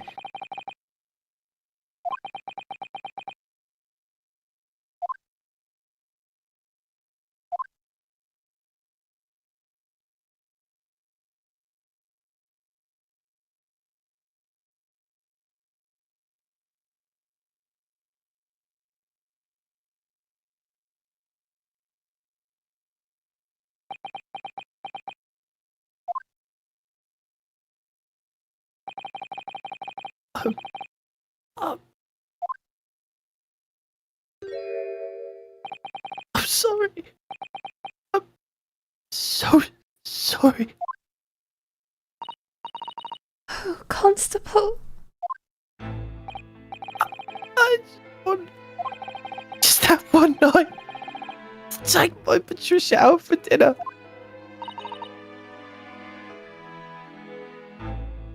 Oh, Rolly. Just that one night.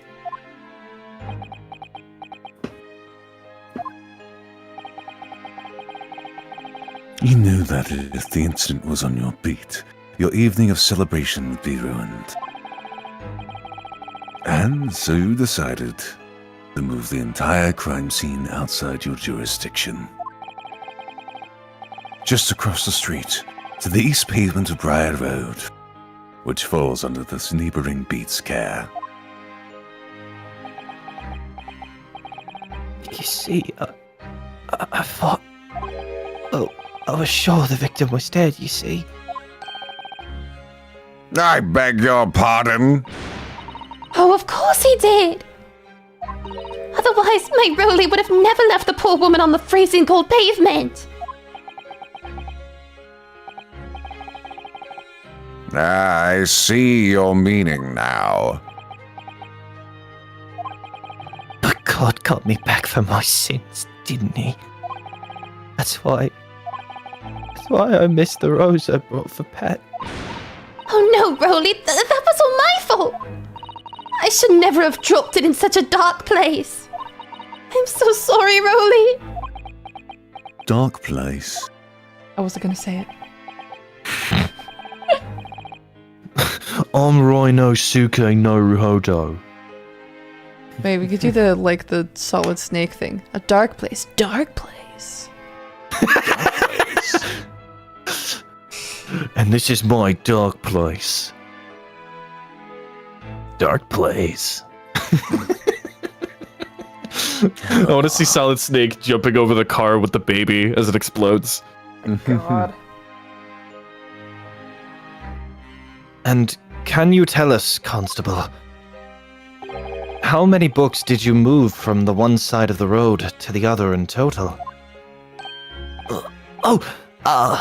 4 it was. Yes, sir. Definitely 4. 3 of them dropped by Mr. Natsume, and the 4th being the one that fell from the window upstairs in the Garrideb household, of course. But what made you place that book in the victim's hand? When all the others were scattered haphazardly around, I mean. Oh, well, sir, that's because that's how I found it.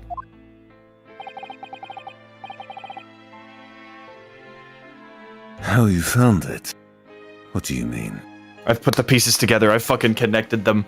She was bent over grabbing the found book. it? What do you mean? Bruh. What I mean? No, she was bent over grabbing the book that flew out first. The jackknife fell down afterwards, hit her in the back.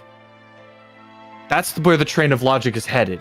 Because if both reflected off of the pane down, she would see the book, be like, oh, what's that on the floor? Pick it up like a Hitman NPC. Boom, knife in the back, down she goes. When we first ran over to the scene, the victim was already holding the book. So, when I moved everything, I made sure it was still in her hand. You're sure it was this book, The Lion's Pride, that the victim was holding? Oh, yes, sir. No doubt about it. Sir. Interesting. Alright.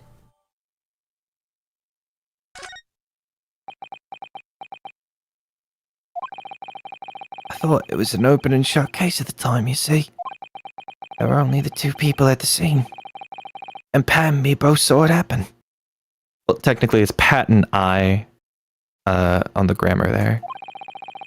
However, which way you looked at it, it had to be the fellow who ran off who done it. I thought... I couldn't see the harm, really. I didn't think moving it all over the road would make a jot of difference. I suppose this is it for me now. I've had it.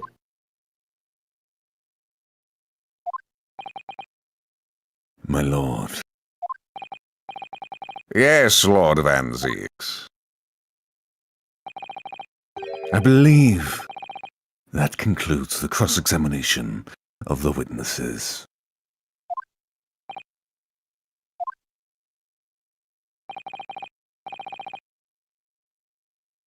Constable, you may withdraw. Yes, sir! Mr. Prosecutor, sir. What will become of my Rolly? What will happen to him? For now, you are free to go home. The police will contact you in due course. Please, don't punish my husband. This was all my fault. It's because I'm always moaning at him for coming home late.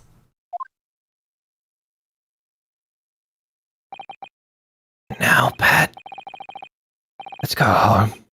I'm tired. All right then, my love.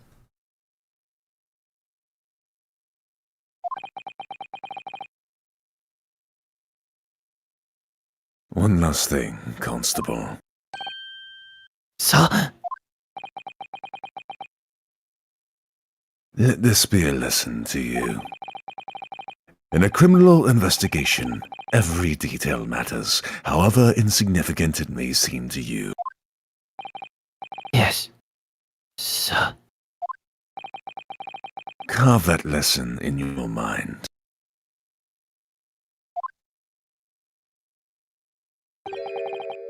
And never again make the mistake of tampering with the scene of a crime.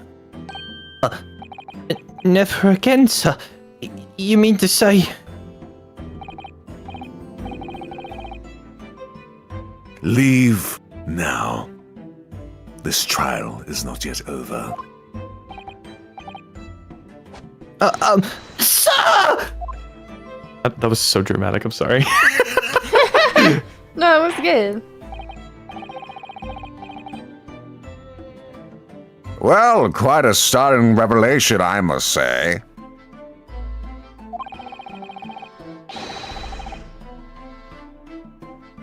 Whoever thought of a third body transplanting the entire scene of a crime like that? Indeed, my lord. Nevertheless, there are some immutable facts here, principally that the accused Mr. Sosuke Natsume is the only person who could possibly have committed this crime. No! I disagree!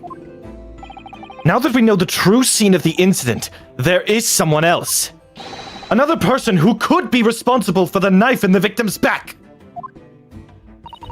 Forgive me for being presumptuous. But I believe the prosecution is probably well aware of this possibility already.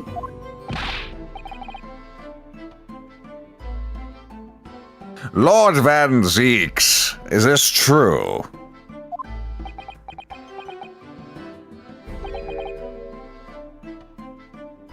Very well.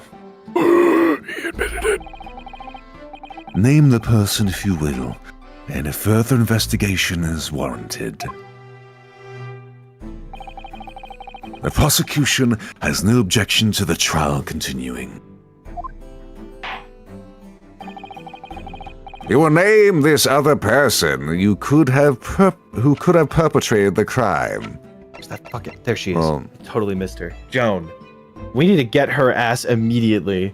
Von Zieg shut us down earlier, trying to be all sly and shit. The defense would once again like to request the cross-examination of a new witness, my lord.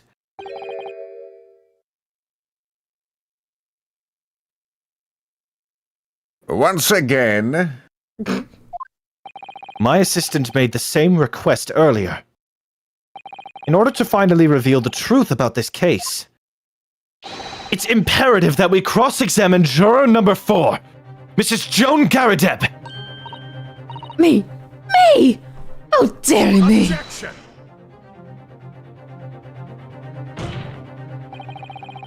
That request has already... That request has already been denied. But the situation is very different now. Mrs. Garadeb, answer me this. What do you want now, you little toad? At the time of the... Jesus, what the hell? Rude ass. At the time of the incident, you were engaged in a violent argument with your husband, Mr. John Garadeb. In the course of the argument, a minor house fire was ignited. To clear the smoke from that room, your husband opened a window that looks out over Briar Road. Well, what of it? You threw this book at your husband when he was cornered with his back against the window. Upon striking the pane of the open top-hinged casement window, the book plummeted directly down, finding its way to what we now know to be the true scene of the incident. Yes, and as I said, what of it? During the argument, you were beside yourself with rage. As such, you threw not just books, but anything you could lay your hands on. You know, like a woman. So, let me ask you one more time, Mrs. Garadeb. This knife, the one removed from the victim's back. Have you really never laid eyes on it before? Okay, low-key, I want to check out that knife. Now we can open. And then... Wait, fuck, how do I rotate? Okay, yeah. Is there like an insignia? Right. Is it on the inside of the blade? Oh, like shit, I just closed where you it. Close it. Fuck. Let me see. No, it just looks like a regular ass switchblade. Except for that. Pointy tip. Oh, look here, Mr. Naruhodo, just at the tip. That's what she said. A small piece of the blade appears What? to be missing. What does that mean? Just at the top. Alright.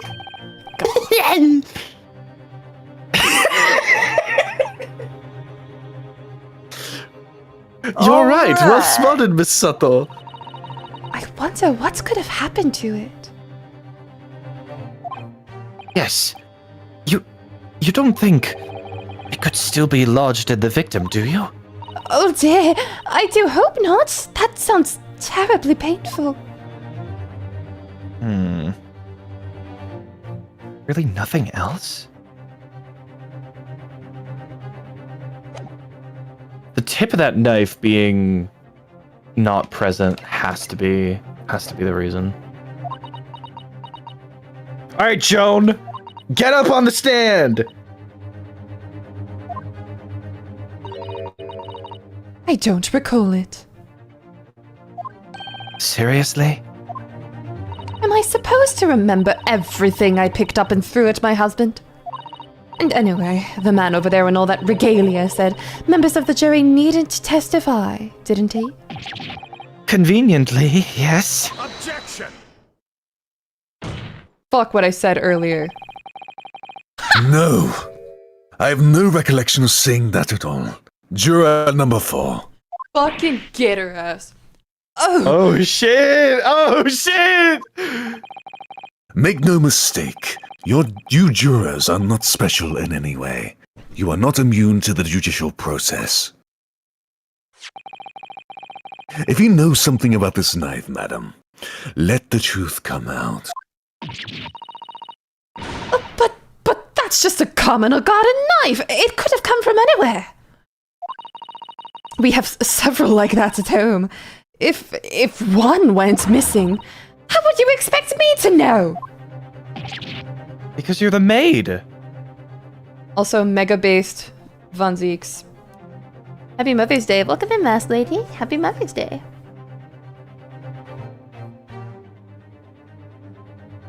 What's that? What's that? Are you joking? What are you saying, please, Mrs. Garadeb?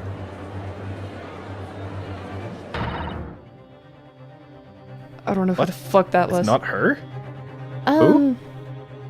Is it? Is that the other female juror? Now you listen to me. What?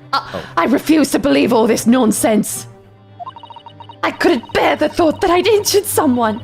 Do you hear? I couldn't bear it. Except your husband. Oh, poor woman.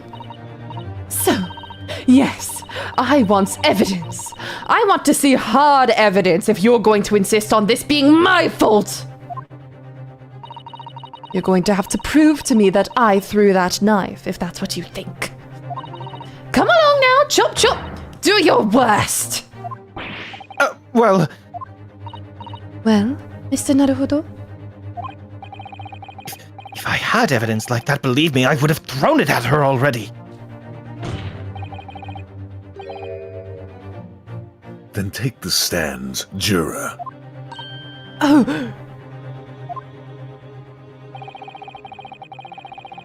The prosecution does not object to the defense's request to cross-examine this woman.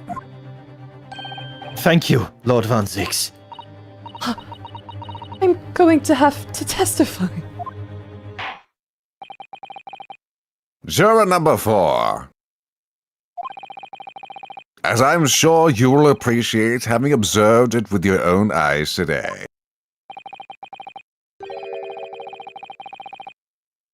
Witness testimony can lead to the most extraordinary truths being unearthed.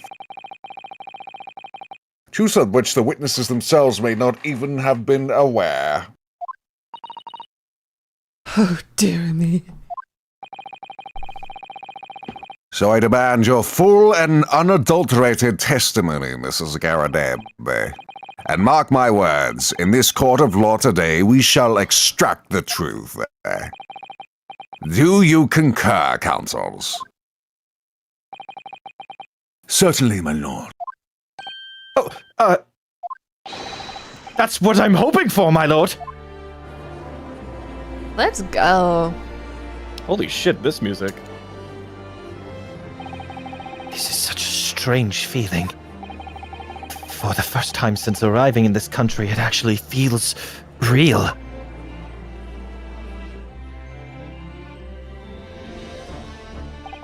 I'm here, in the Old Bailey, and I'm a lawyer. Let's fucking go. Oh fuck, that's actually like kind of hype. What the fuck, that rules. Witness, state your name and occupation. Yes. My name is Joan Garadeb. And well, I'm a juror, and such like. It sounds like even she doesn't know if she's a housewife or a maid, or what anymore.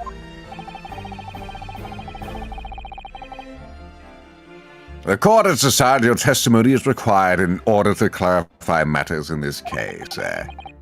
Do you understand, madam? Yes, my lord.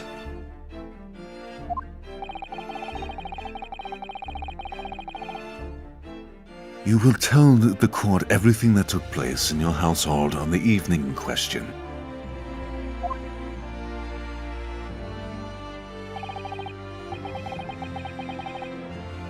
And I warn you, do not attempt to hide the truth. Oh, dear me. What? Chin up, Joni. Nothing to worry about now. What the fuck are you doing here? You have a front-facing sprite! Yes, he does. It's like when We've seen Ferb it looks straight at the camera. You mean Ferb? Phineas? Yeah, I was about to say the Oh, Phineas. sorry, Phineas. Sorry, Phineas. Oh my God.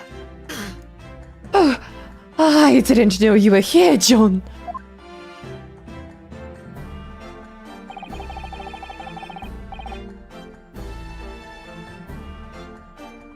Wasn't only in the room that day, old thing, was it? Rather think I ought to testify as well, don't you? This is how a court of law works. But No, it doesn't. But- Yeah. No, this is how it works. Listen, I definitely know more than you because I have played every Ace Attorney game. My knowledge of Ace Attorney definitely Yeah, what dwarfs. the fuck have you... What are you fucking educated? This guy thinks he's all that with his incoming law degree. Psh. No, I did go to I court 2 played. weeks ago. I cannot talk about the case they went to see, though. It was really bad. The Ooh. contents of it. That sucks. Yeah. but what about your knee, dear? Don't you worry about that. Hardly noticed it. I'm not the sort of chap to leave a comrade to face disciplinary action alone. Oh, John. What are we? Maid, comrade, or married?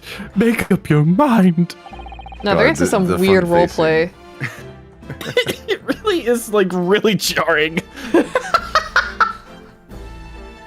The audio cut out? Yes, it did. I presume you are Mr. John Garadeb. Holy shit. Yes, sir. Former second lieutenant of the 3rd Regiment of the 4th North Number Fusiliers, sir.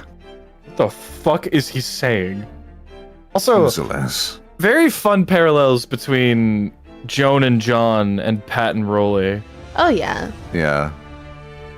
I do like that. Seen my fair share of an action and now living the quiet life, as it were.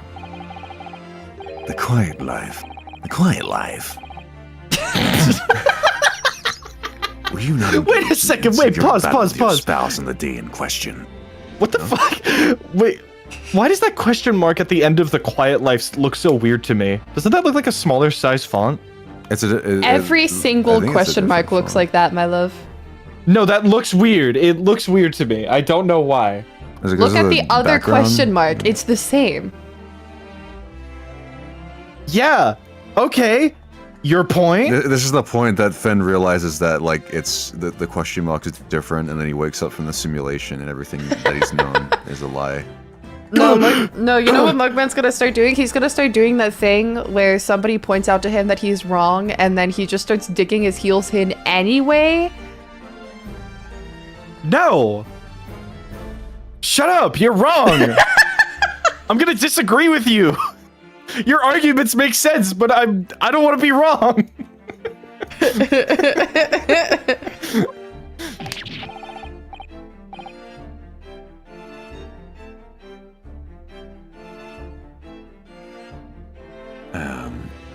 Sorry. Well, yes. Quite.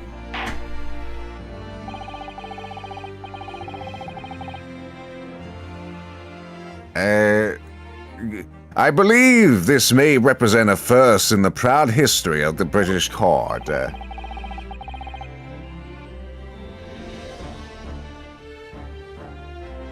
Calling a juror to the witness stand is unprecedented. However, the court will hear your testimony now, juror, number 4, and that of your husband. You will recount clearly and concisely the events in your home at the time of the incident in question. Sir, at once. All right. All right, what do you two got to say for yourselves? Yes, on the day you're referring to, the wife and I did have a bit of a skirmish. Can't recall the reason now. Knocked a candlestick over and set fire to the carpet. Soon had it out, though, and got the window open.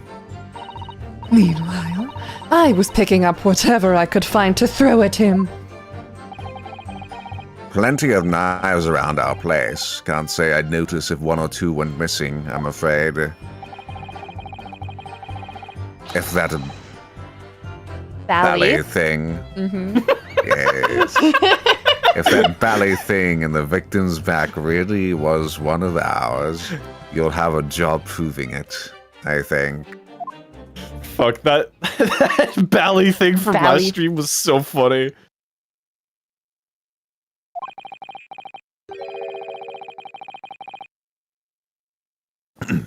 It sounds as though it was quite the battlefield in your household that evening. Although an entirely one-sided assault, it seems. The enemy caught us on the hop, sir. Had no choice but to dig in and take defensive measures. To be honest, if the enemy had kept shelling us from another minute, we'd have been toast. Of course, a veteran such as myself is only too aware that on every battlefield you're just a gnat's whisker from death at any moment. Are we still talking about a marital quarrel here? Well, I must say, I'm dubious that the testimony will shed any light on the origins of this jackknife. In combat, one's focus narrows such that surroundings are barely noticed. These witnesses may not be able to offer anything.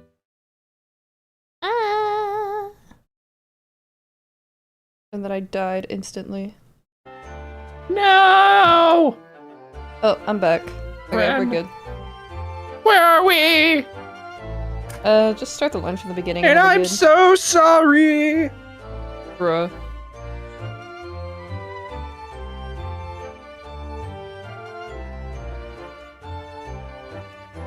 All right. Wait. I think I trust me to My say it apologies. again. My apologies, my lord. In combat, one's focus narrows such that surroundings are barely noticed.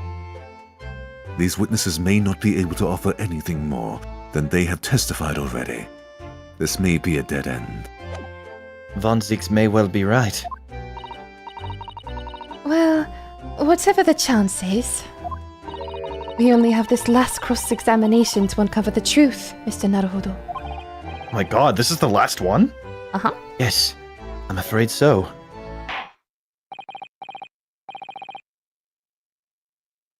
Very well, counsel. Begin your cross-examination. Here we go. Okay. Fuck. What was suspicious in this testimony? The day, wife and I did have a bit of a skirmish. Knocked the candlestick over and set fire to the carpet, soon headed out, got the window open. Yeah, and don't go back. Just picking up whatever I could find to throw at him. Knives were in our place, can't say I noticed if one or two went missing. That ballet thing in the victim's bag really was one of ours, he'd have a job proving it. Okay, what do I have as evidence? Fourth book, one card.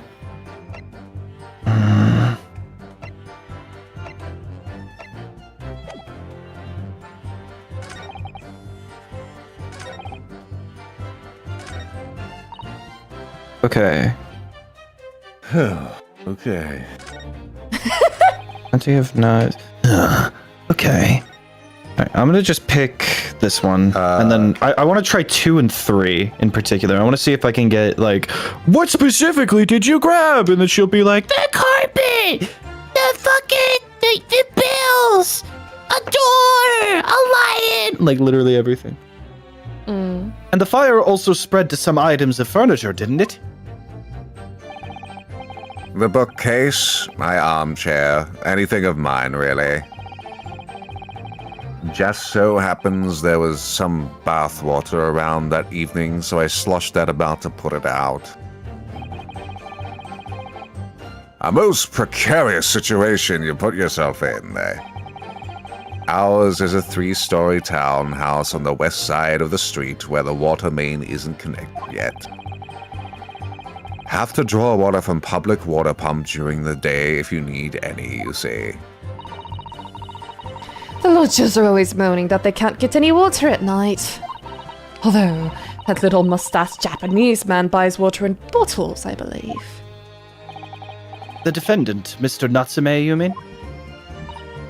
Yes, he receives a stipend for his studies, you know, from his home country. Can you imagine being able to brew a pot of tea at all hours? He's obviously very well off. Have you actually seen the state of the man? I believe he uses all of his income to buy books.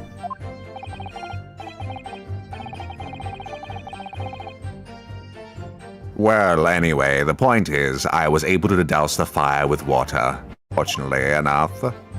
Okay, so we didn't really get anything out of that. I was picking up whatever I could find to throw at him. I want to... tell me more! What things did you throw? Even though the room was on fire? As far as I was concerned at the time, it was more important to extinguish my anger than the flames. When a woman wants to throw, she must throw! Ren, is this true? No. Okay. That is most certainly not true of a Susato takedown, Mr. Naruhodo. How did she know I was thinking that? Yeah, how Dude, did she she's know? read your mind like 40 fucking times. Also, I could tell that you So- were thinking the same fucking thing. No. Please cast your mind back and try to remember. Was a knife among the items that you threw at your husband that day? In all honesty, I don't recall. Oh, wait, I just had an idea. You see the... Hold on, wait. I'm probably totally wrong. Never mind. But I feel I must point out that I'm no monster. Let me see.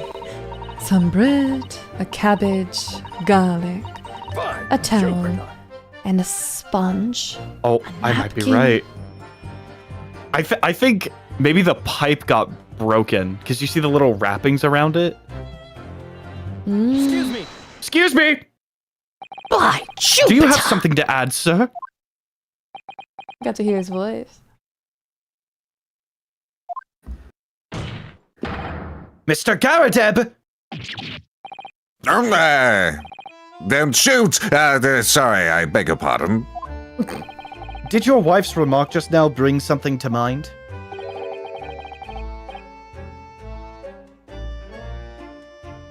Nothing of any significance, no.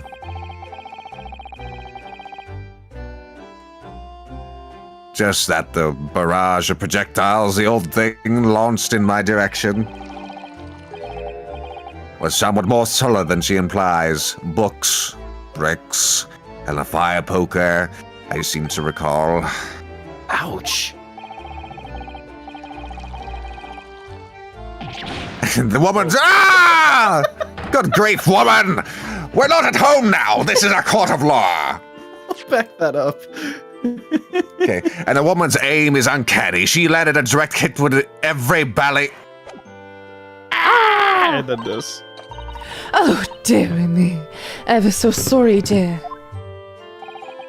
What's she even doing with a teapot in here?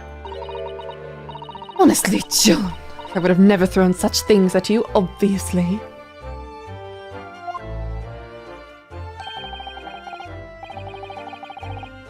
Well, take a look at this, then. How do you suppose that happened? I knew it. I had a feeling because it's wrapped in the bandages, so he had to repair it. Your pipe, sir.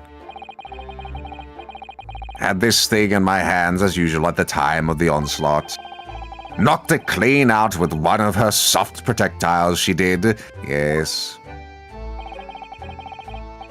And when I went to pick up the thing, it broke in two. I'd like to see a sponge do that sort of damage. I see. Your pipe was broken. It would never have been sent flying unless it was hit by something pretty solid. Huh. Anyway, I've managed to bandage the thing up for now. I truly think that one of my favorite forms of comedy is when you say a bit, like you do a bit at the end of a sentence and then follow up that sentence with anyway. I don't know Anyway. why. It's like perpetually funny to me. Oh You son of no! a Anyway, bitch. last week. Yeah, like Oh, which floor are you going to? You need to go to the 5th floor? Ooh, good choice. Anyway. You all want to exaggerate, aren't you, dear? I really should incorporate the word anyway more into my vernacular. I wonder what we should make of this account. It's an Ace It Attorney could be game. important. It's always important. The defense believes Mr. Garadeb's remarks just now may be of great significance. This war of veterans' worlds only tell us one thing. Betray a fiery wife and pipes, as well as hearts may be broken. Sentimental wisdom, perhaps, but hardly worthy of adding to the formal testimony. Indeed, common sense, one might say. Might one? In that case, would you at least permit us to examine the pipe, sir?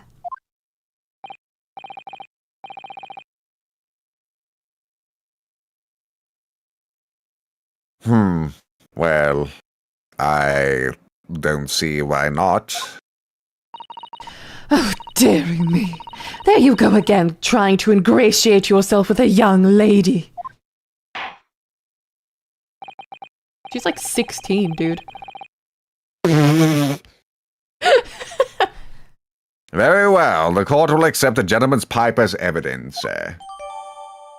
Okay. Let's immediately examine that. I hope I didn't speak out of turn, Mr. Naruto. Oh, poor Finish the baby. conversation, actually. I was just feeling rather disappointed for you that your request was turned down. Oh, no, it's fine. Thanks to Sato-san, we have some new evidence to work with. We should examine it carefully. There's the game telling you.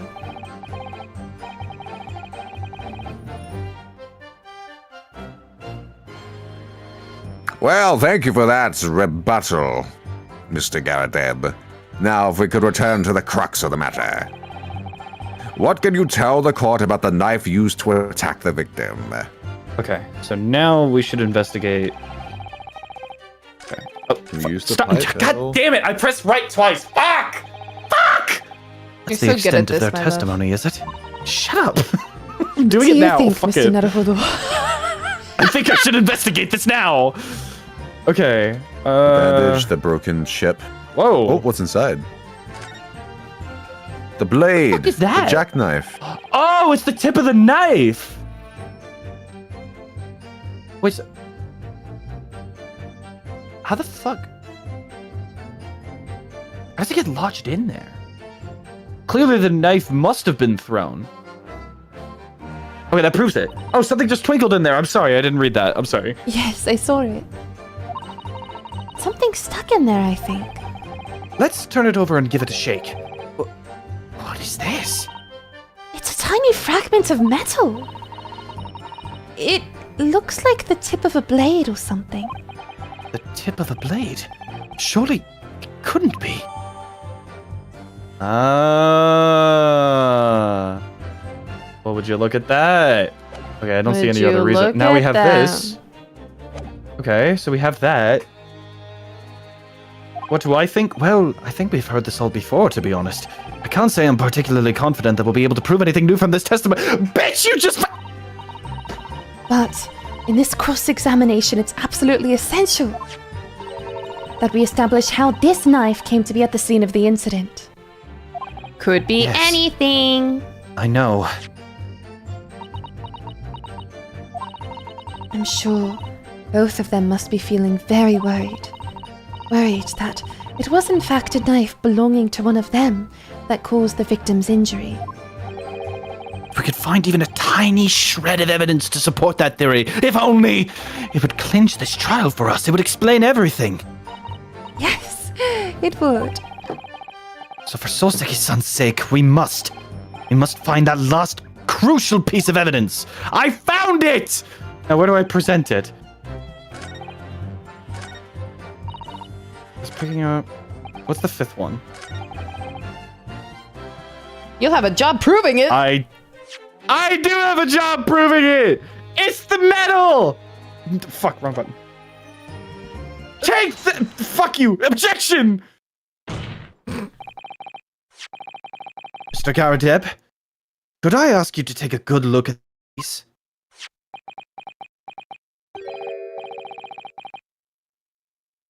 You can ask, but I can't see a ballet thing. You can't? Used to call me Dead-Eyed Deb back in the regiment, of course, but that was some time ago now. Even when I'm trying to enjoy a large print book by the fire these days, I struggle to tell B from a D and a P from a Q, to be honest. Oh, he does. Dearie me. It's rather wearing being asked about every other letter and every other word. Oh, You if must you just saw Mr. be Garrett's very face dizzy. right now. That's if so you look at fucking this- mean of him. Hang on. What is it? If you looked at Garadeb's face, like how he was scowling, he looked like Hector Salamanca in, you know, that scene, Last Chance to Look at Me, Hector? When he has the frowny face. Ren hasn't seen it, so she I have doesn't not. know. Wait, DM it to me. Yeah, okay. Yeah. I'm sorry, the fact that the fact that I checked this notification from you and all it said was Sigma male gaze. Don't worry about it. It's fine. I'm worried about it. Certified worried about it. Hector. I just searched up Hector Salamanca. We'll see if he does it again. I really want to see that now. To see if he's Hector Salamanca. You must be very dizzy. What is that? A tiny scrap of metal. What is that? Yes, almost What is certainly that? from the tip of a blade. Is A that? scrap of metal. And what may appear at first to be just a tiny scrap is in fact a crucial piece of evidence. A crucial piece of evidence. Interesting. No, it's And where did it... I'm sorry. Interesting. And where... I'm sorry, go on. I'm sorry. Interesting. Interesting. And where did the defense come by this evidence? What is so funny? Don't even worry about it, okay? It was lodged in the chamber of Mr. Garadeb's pipe. Don't say Mr. Garadeb's pipe. My pipe. My pipe, you say? Okay, I get it. My...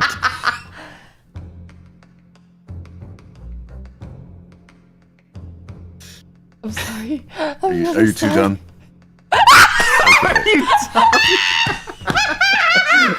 Okay, yeah, I'm done. Holy shit. I'm done. Sorry, that shit was funny as fuck.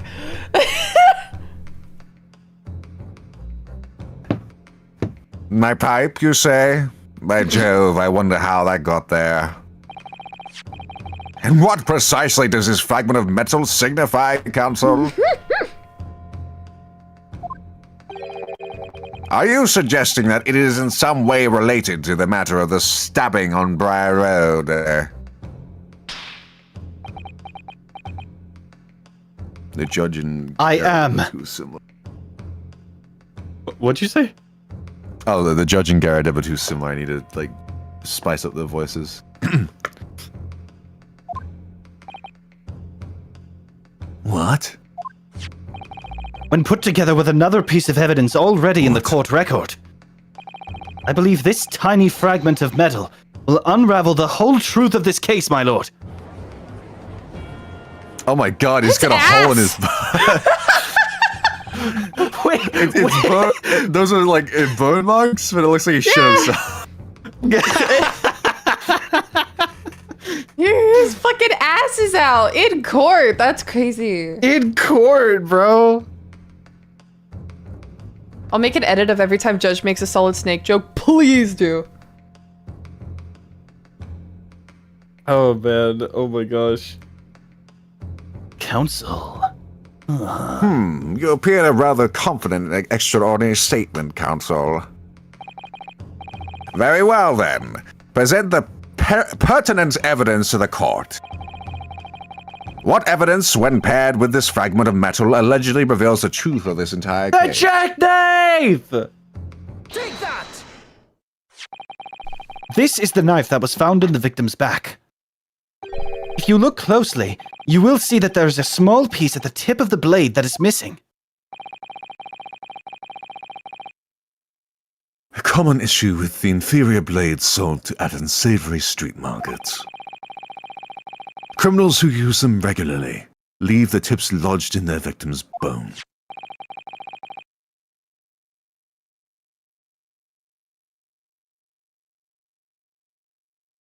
And what of this particular knife?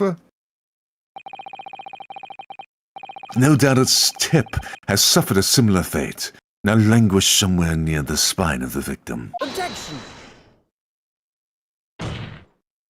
No, that's not the case.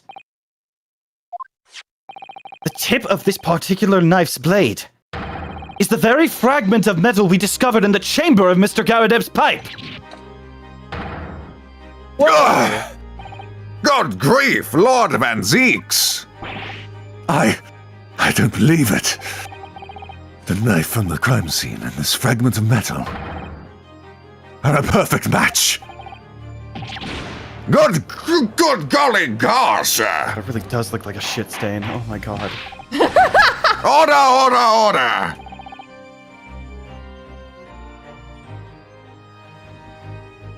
Is this some sort of... Is this some sort of Eastern sorcery? Eastern sorcery? Bruh.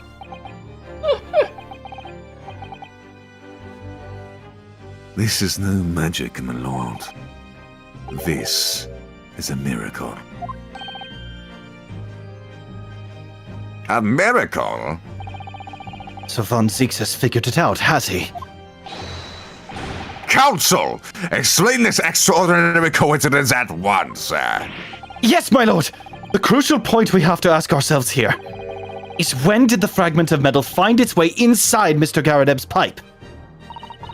Something that was clarified for us in the most recent witness testimony.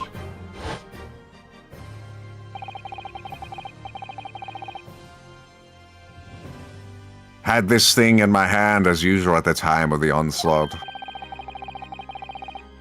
Knocked it clean out with one of her soft projectiles, she did, yes. It would never have been sent flying unless it was hit by something pretty solid. Fucking god.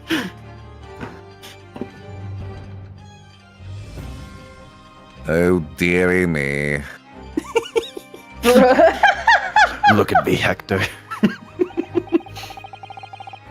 During the argument between these two that occurred just as the victim was on the pavement below, Mrs. Garadeb flung this knife at her husband.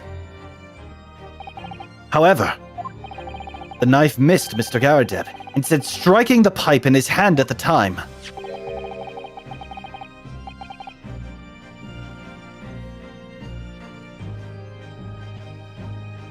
Does that mean she threw the knife out and because it was a blunt end, because the tip was chipped? Like it flew out the window and then landed on the woman in the street, as well as the book? Yeah, like that's really hard to logically track. Because if it hit the pipe with just the tip of the blade, how did that also break the lower half of it? Well, I And mean, then it's less of. That gets Oh lodged no, in there, it and was then it was more just like it carries landing on. on the ground broke the pipe, too, because it flung at a reasonable force. Wait, so I was totally right. Then this is the answer. The knife actually just flew out of the window from the top and landed in the lady's back. We don't even know if she's dead yet, but probably because She's not the dead. tip She's in a coma. got dislodged. I'm curious why we don't just wait for her to wake up. Seriously, I think... Yes, she does. No, we gotta keep shit moving here. We established that in case 3. Okay. What did you say it? No. We established in case 3. Like I could have like overlooked something here, but yeah, like query is that. Oh yeah, just why don't we wait for her to wake up? And the answer is because line moving, keep Metal it moving, query. keep it line keep moving, line moving, keep moving. Which caused the tip to break off. Of course. Good lord! Yes, and that is when the tiny tip of the blade found its way inside Mr. Garadeb's pipe. The chances of that are 1,000,000 to 1. True. And yet there's no other credible explanation for how the tip of the blade ended up in your pipe. Then, after losing its tip, the knife ricocheted off the pipe and flew out of the open window. Yeah. In short, this knife, which fell from the window of the Garadeb's house, is the very same knife that struck the victim in the middle of the back on the street below. Oh gosh. Oh dear. Oh. No! That does look like a shit I stain. I shit didn't even think about it myself. as a shit stain until you fucking said it. Oh my god. Oh my god, he drank it. A full-bodied theory. I'll give you that. A complex bouquet of seemingly trivial points, plausibly arranged to create an almost passable vintage.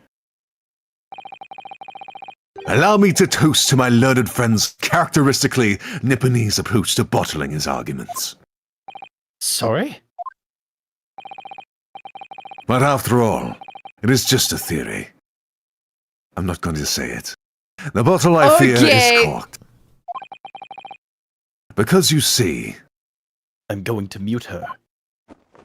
Bruh.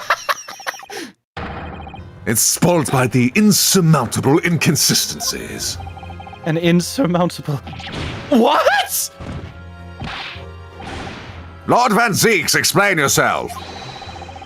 What is the inconsistency or claim to be What? Okay. I'm sorry. It's really hard to like... What is this inconsistency you claim to have identified? An inconsistency of the simplest nature, my lord. The victim was found with this knife planted in the middle of her back. Yes, in... Stop! That's right, you silly little man. Whoa. Now, Joan, old thing, what are you getting so excited about? Let us consider the basic facts of the case once more. The victim was walking along the pavement before being stabbed in the back and falling to the ground. If the knife that struck her had fallen from above, there's no possible way it could have planted itself into the victim's back. Yeah! Bro, it could have if she was reaching down to pick up the... I figured this out ages ago, bro! Order! Order!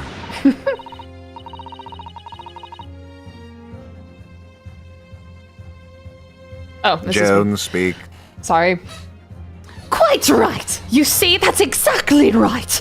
If the knife had fallen on her from above, it would have struck her on the top of her head! Well, Top of her head. He's lost for words, look. Knew it. Never liked this theory in the first place. I don't know, Yeah, I don't know that. What is really happening? I can't hear. What are we talking about? It would appear the defense has made rather a spectacular blunder. If a theory has ever been... if a theory has even one inconsistency, it cannot stand.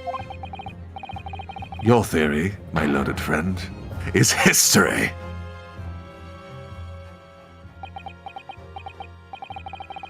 We were so close. I could see the truth.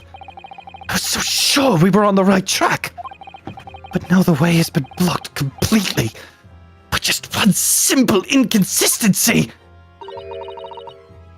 Or, in other words, we simply need to eliminate that one inconsistency, and the theory will stand. Mr. Sato, You mustn't worry, Mr. Naruhodo. You were just caught off guard, that's all, and your mind went blank. But if the path you were on is indeed correct, then a way will present itself. The key to this is in the court record, I'm sure. All the information you need is there.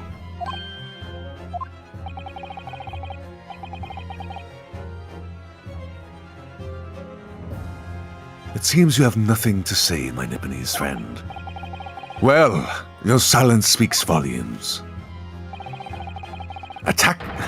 A tacit acceptance that your theory is fatally flawed.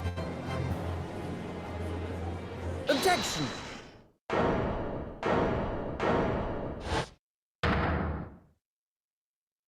Me too, man. this inconsistency doesn't mean I was on the wrong track.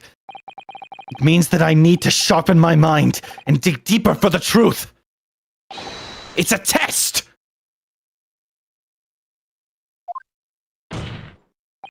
Yes! If the knife fell on the victim from above, there's no way that it could have hit her in the middle of her back. Under normal circumstances, that is.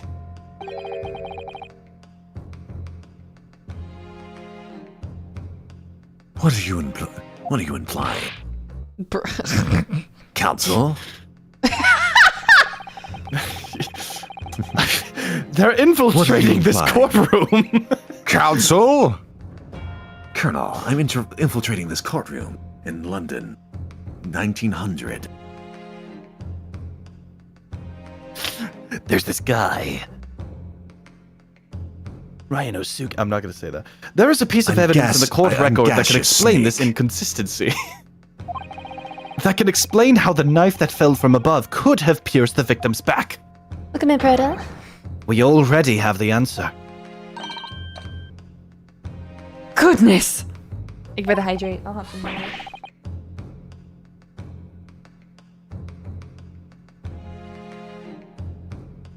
Judge.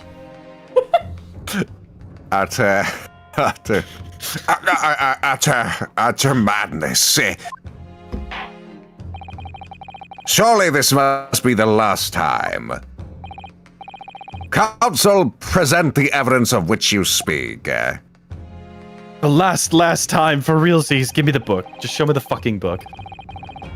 This is the last inconsistency, the final piece in the puzzle.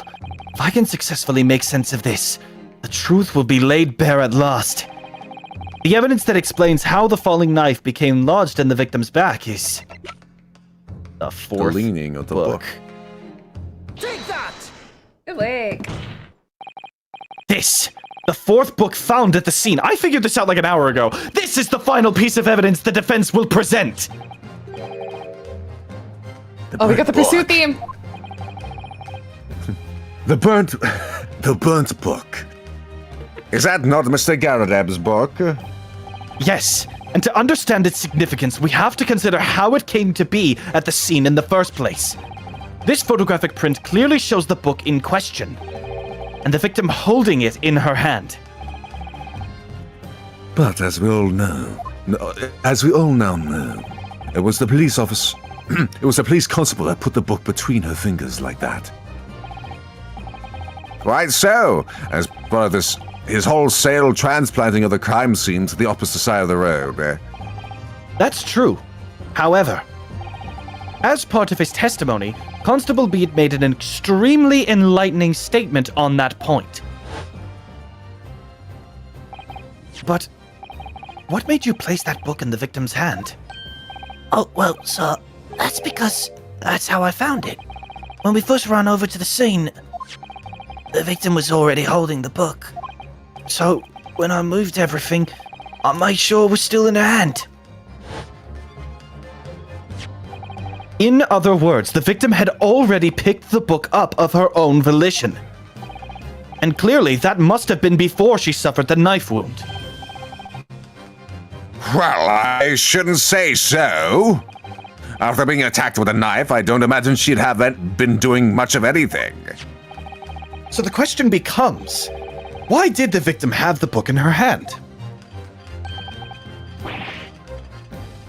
By jingo. What is that? What is that word? Jingo. Bruh. I think I'm beginning to see what may have happened now. Oh, Jeremy. Does she get an original line? Okay. We know that the book fell up. We know that the book fell from the top floor of the We know that the book fell from the top floor of the Garadeb household onto the pavement below. At precisely the moment that the victim was walking past. Yes, at exactly that moment.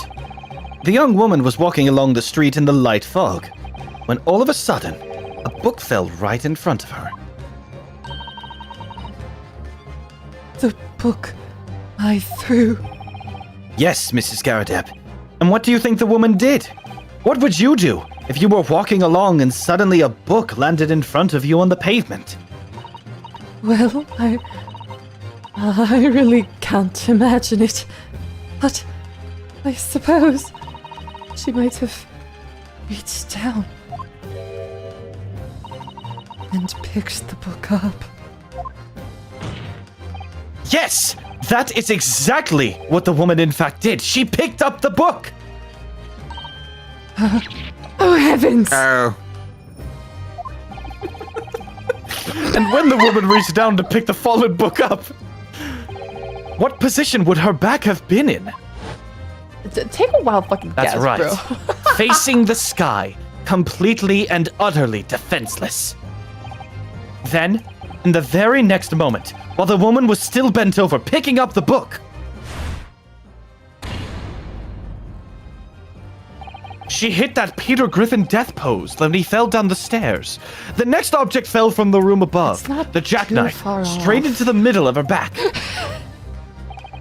It's close enough. And at that same time, walking by chance directly behind Miss Green, was the defendant, Mr. Solseki Natsume.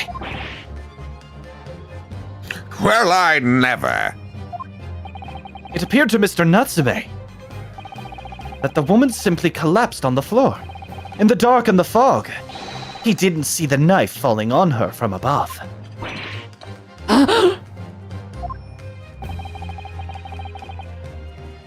And from the other direction, the constable and his wife saw no one but the victim and her apparent attacker.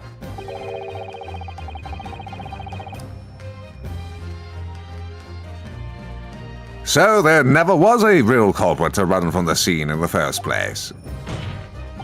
No, this was nothing more than a series of unlikely events that culminated in an unfortunate accident.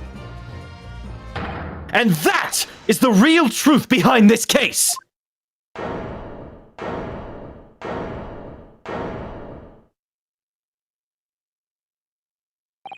Well, Mr. and Mrs. Karadeb?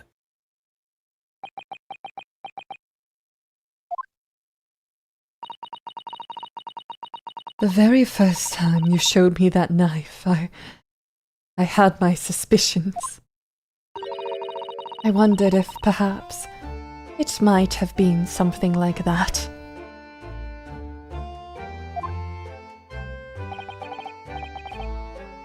There, old bean. Poor Mrs. Scaradeb.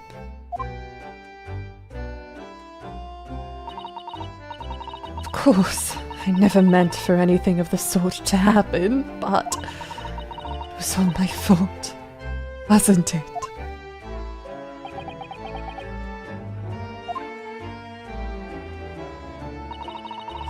I take full responsibility. I let my anger get the better of me. I threw that book. And I threw the knife as well.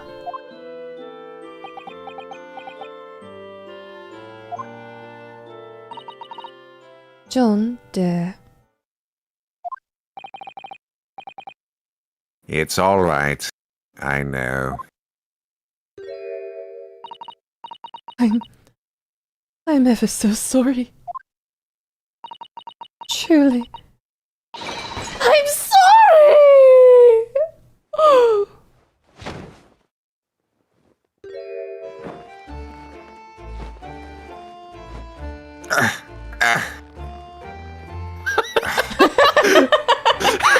Now he's taking a shit. Yeah, he's taking a shit while he's doing this. That's why he's straining so much.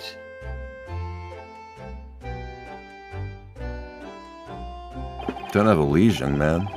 Lord Van Zeeks, what news of Mrs. Garadeb? She's been taken to the infirmary. It would appear that today's events had left her in an especially flustered state. However, I believe she will recover in due course. There is no cause for concern. Yes, unbeknownst to themselves, they caused what could have been a terrible tragedy. They shall have to prepare themselves for the consequences of their actions. There is some good news, however, or not. I have just had word from the hospital where the victim is being treated. Are you fucking serious? Her condition is improving steadily, and the doctor believes she will regain consciousness soon. If you say tomorrow, I'm gonna lose my shit. It's strange. We've been talking about the victim all this time, but we've never once met her. How wonderful! The woman is out of danger, it seems. Yes, that is good news. So, Mr. Sosuke Natsume. He's here. Yes! On behalf of my fellow countrymen, I would like to take this opportunity to beg your pardon, sir. You came from your distant eastern homeland to study our great British culture, and have been repaid with immeasurable unkindness. Please accept our heartfelt apologies.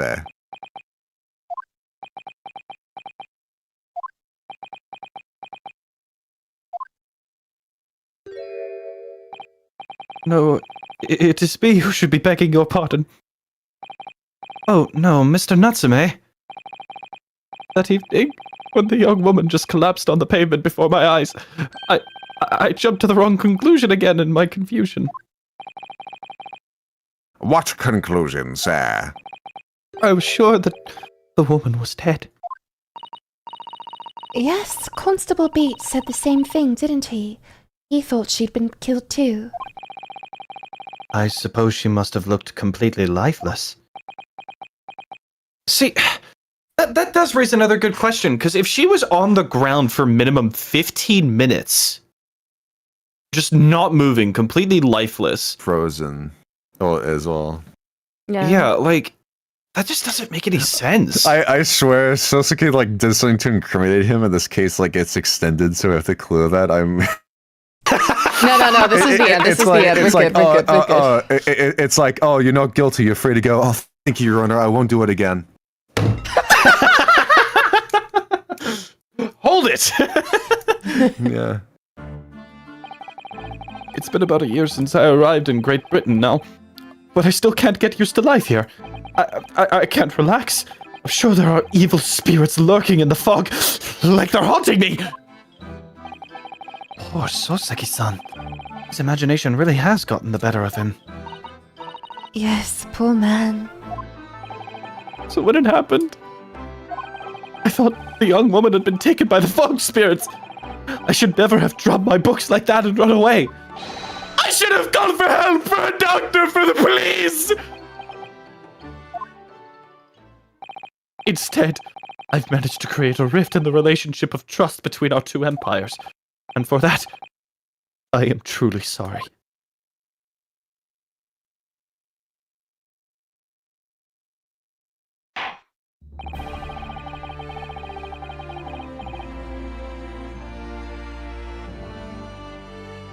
One could indeed say that some sort of mischievous spirit has been at work here, I think. One that created a chain of unfortunate mishaps. We were befooled by this spirit and led to false conclusions. But thanks to Lord Van Zeeks and our young lawyer here from the east, that chain has now been broken and the spirit exorcised. I heartily commend you both. Oh.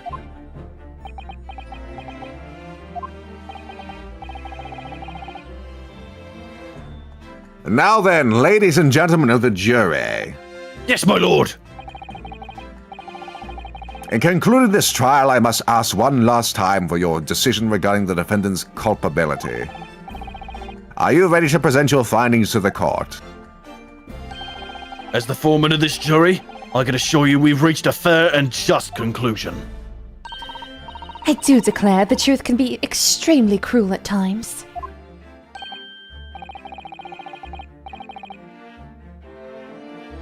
Well, I didn't expect this woman next to me. Well, I didn't suspect this woman next to me, that's for sure. What are you doing here? Sitting in the old bean while she's out of action, you know. But I know what her decision would be. Does this mean I'll finally be able to get out of here and start work? Well, it's about time! I say, I'll have a corker of a story to tell the grandchildren when they get home, won't I?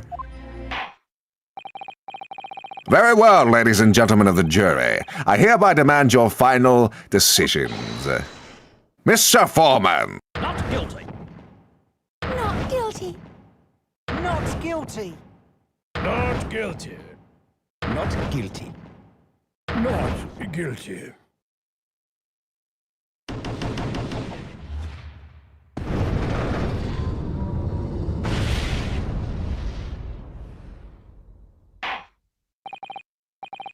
Very well, Mr. Soseki Natsume.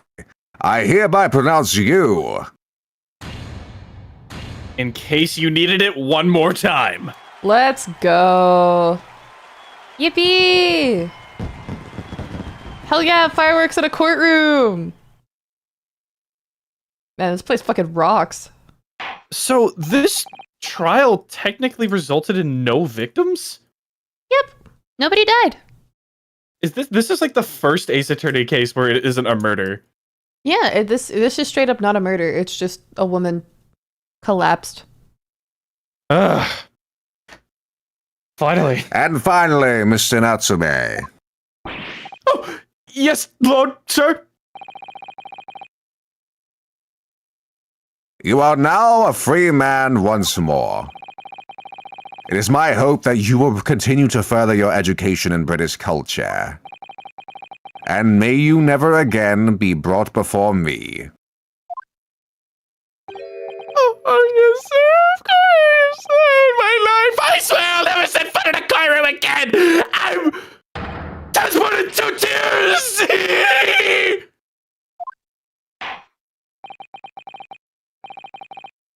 Fairy godparents. Thank you, counsels. Court is adjourned.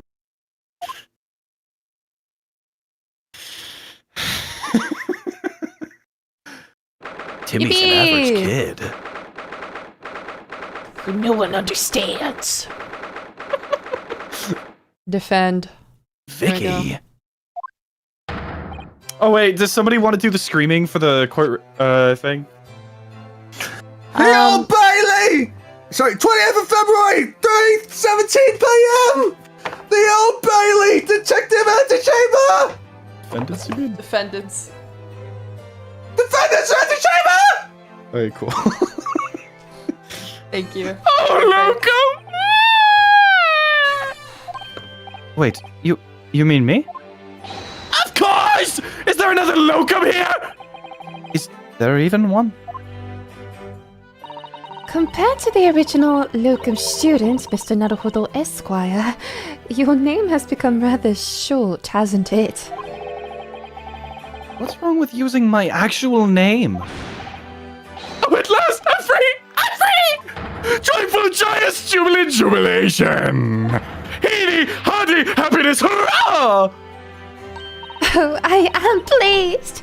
Mr. Natsume is delighted. Would it be so hard just to say that then? Locum, you did it!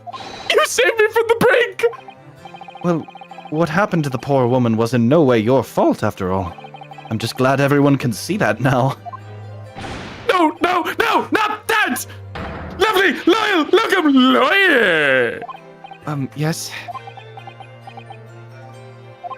I mean, as I said before, I have just never gotten used to living life here in Great Britain.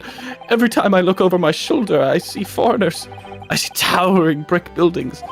And from high up windows, I see them looking down on me, laughing. Look at that little hunchback. Oh dear. I'm sure it's all in your head, Mr. Natsume. But today, you locum lawyer gave my gloom the boot. You stood firm behind that baronial bench before all those babbling British. You battled to the bitter end, laying bare the baffling truth. And when I beheld the blinding fireworks among the beams of the Bailey's roof, I bellowed, "Behold the best barrister ever born!" Well, that's very flattering. And we're very, very pleased for you. This has given me a wonderful anecdote to recount to my old friends back in Japan. An anecdote? Is that what's to become of all my hard work? Oh, it's gonna be this fucking Sholmes? Sholmes, I swear to God. It's gotta be Sholmes. Right?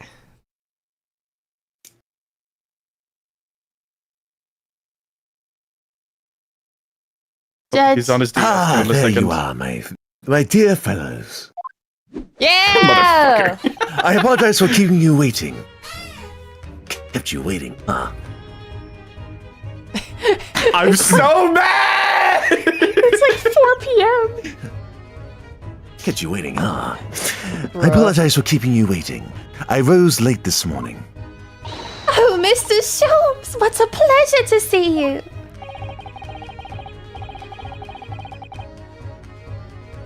I see I am here not a moment too soon. A disaster has been averted, I'm glad to say. Oh? The trial shall begin presently, Mr. Naruhodo, and I wish you the very best of luck. It's just finished. What? No, then my haste was in vain. It's That's a Freddy's jump scare. oh fuck, that would have been so much funnier. Yeah, that would have been good. It's you, Sherlock Holmes.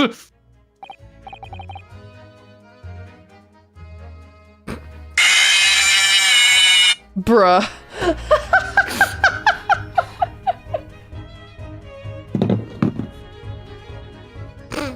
Oh, have we met, sir? What an asshole. This is Mr. Natsume. The man you had arrested, Mr. Sholmes?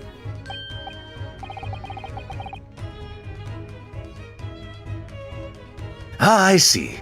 I failed to recognize you at first. Our previous encounters have taken place in the gloom, either of your bleak lodgings or that prison cell. I simply couldn't place the curious face in the light. Charming.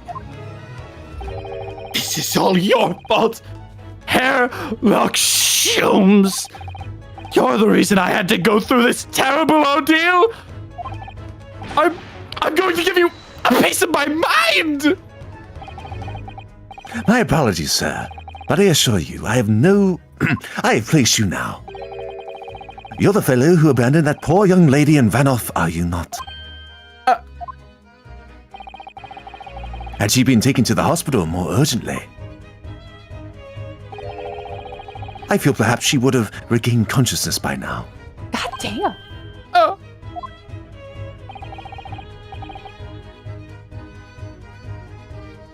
But it was unavoidable, I'm sure.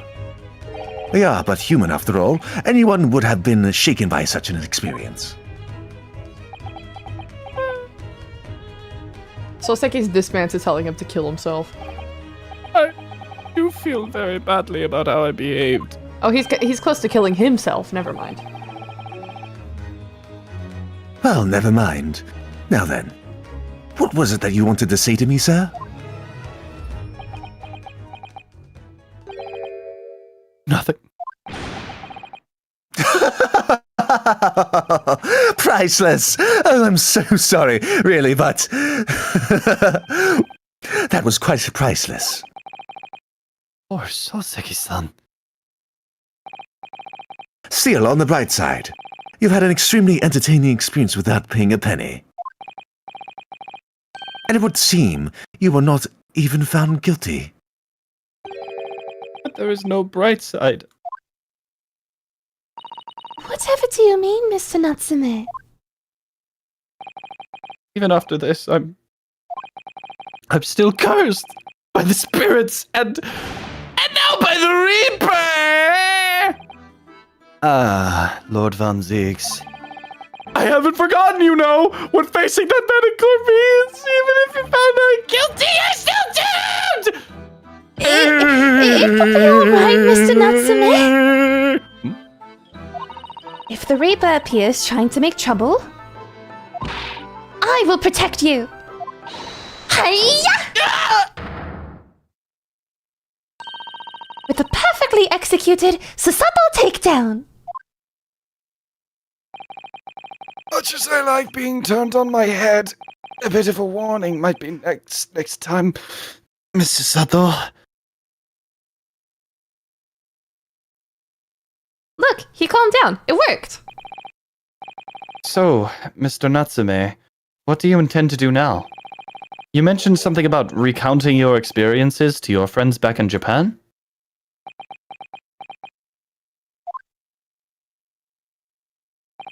Yes! I intend to return to my homeland soon. Oh. It has already been a year since I arrived here in Great Britain. I've visited universities, libraries, bookshops. I've been honored with the tutelage of professors. I've learned so much about the wealth of literature here and the city it has shaped. And I've come to realize that it is my calling to sail home and tell my fellow countrymen about it. That's very touching, Mr. Natsume.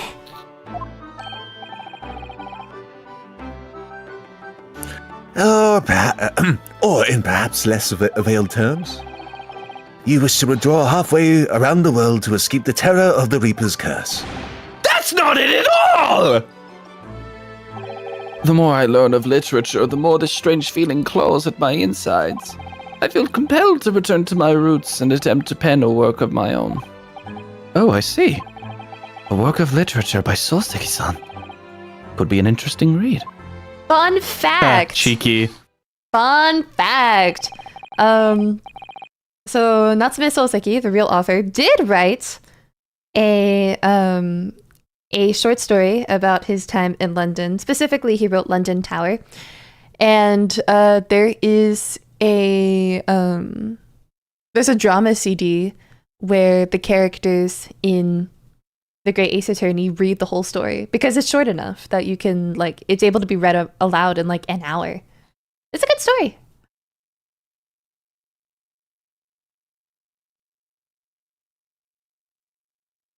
That's cool. Yeah. Anyway, go on, Judge. And what about Miss Susato and yourself, Mr. Naruhodo? Sorry? What about us?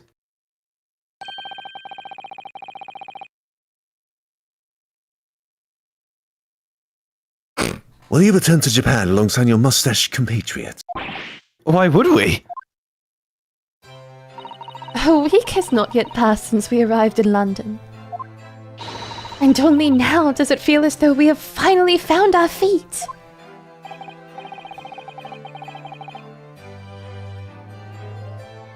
And you are accommodated in a hotel at present, are you not? That's right. But we need to find lodgings before it bankrupts us. I've calculated we can only afford another 10 nights before our entire budget is exhausted. But then, you could take my lodgings. Oh, the windowless room? But what it lacks in windows, it more than makes up for with a floor, ceiling, and walls. Great. And of course, I'd be happy to leave behind the accursed evil spirit! Oh my! An evil spirit! Oh yes, it tries to suffocate you while you sleep. It's an infallible wake-up call! We'll think about it, if that's all right.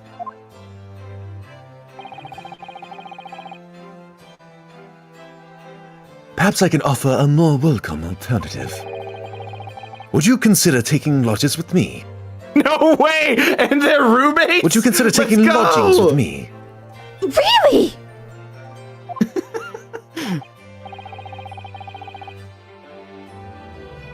Well, a vacancy has conveniently presented itself.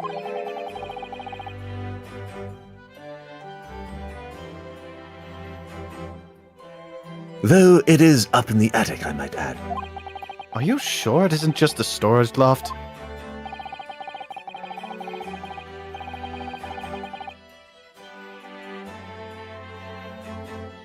I spoke with the landlady this very morning on the matter of price, and Iris is cleaning the room as we speak. Is it just like mega delayed for Judge? You must come at once. I presume you have no luggage to speak of. Oh, this is simply wonderful! What an honor to be invited to taking lodgings in the Great Detective's office's attic! I'm too overcome for words. So suggesting we look elsewhere is out then.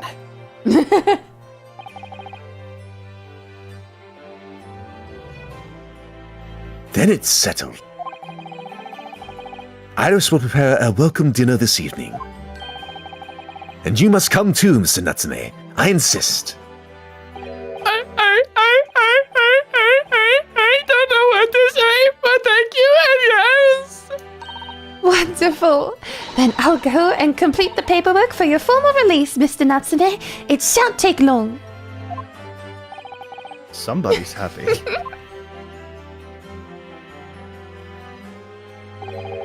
Welcome. I knew that you wouldn't let me down. I'm truly delighted. I've met you here in London. Likewise, Mr. Natsume. It's been a privilege meeting you too. It's a shame that we're going to have to say goodbye so soon. Well, I've come to realize that I belong in Japan. But Locum, we'll meet again one day. Yes, I'm sure. And hopefully by then, I'll be a successful lawyer. Hopefully by then, I'll be a successful author. Well, my dear fellow, our courage appears to have arrived.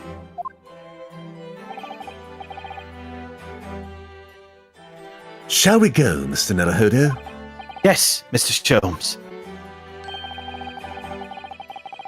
I've little doubt Mr. Natsume will be released in time for dinner this evening. And so, with Soseki-san's innocence successfully established, we rode with Mr. Sholmes to what was to become our new home, 221B Baker Street.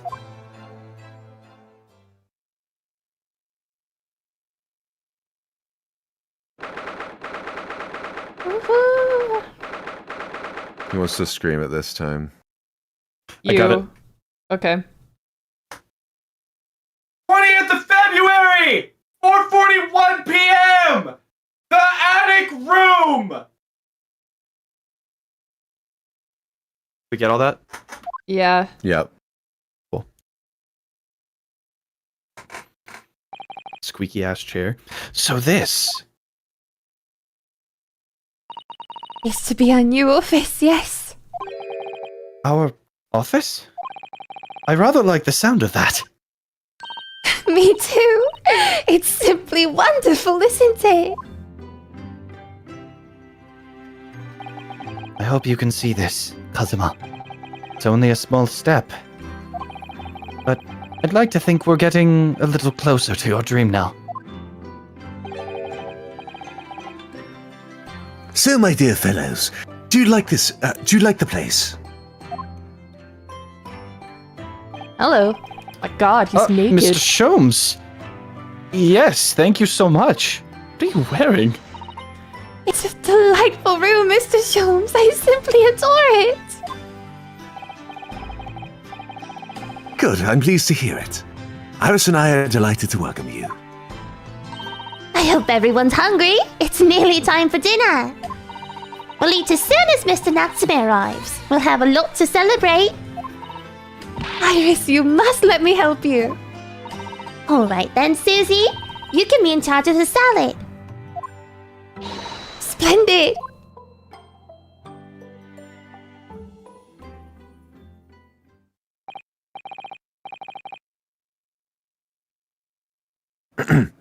So, Mr. Naruhodo, how does it feel to have your own office in the capital? It's very exciting, actually. I can't help wondering what adventures await us. Oh, those were priceless. Those were pricelessly my sentiments when I first established my office at these premises. Sorry. Until I discovered the dark truth about the city of London, that is. Sorry? London is a glorious place, full of wonder, opportunity, prosperity, and mirth. But the brightest of lights cast the darkest of shadows. Shadows? What do you mean? Well, I believe you're well aware of the murkiness that lies behind London's facade already. So once again, Mr. Naruhodo,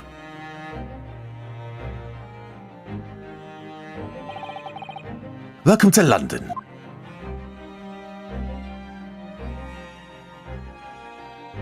Me when I try to be vague on purpose. What is it? Afraid you're gonna say something, vague boy? Of course, at the time, I had no idea of the significance of those words Mr. Sholmes so casually spoke. But it wasn't long before my turn came. to lift the facade and see the true depth of the murk that lay behind it.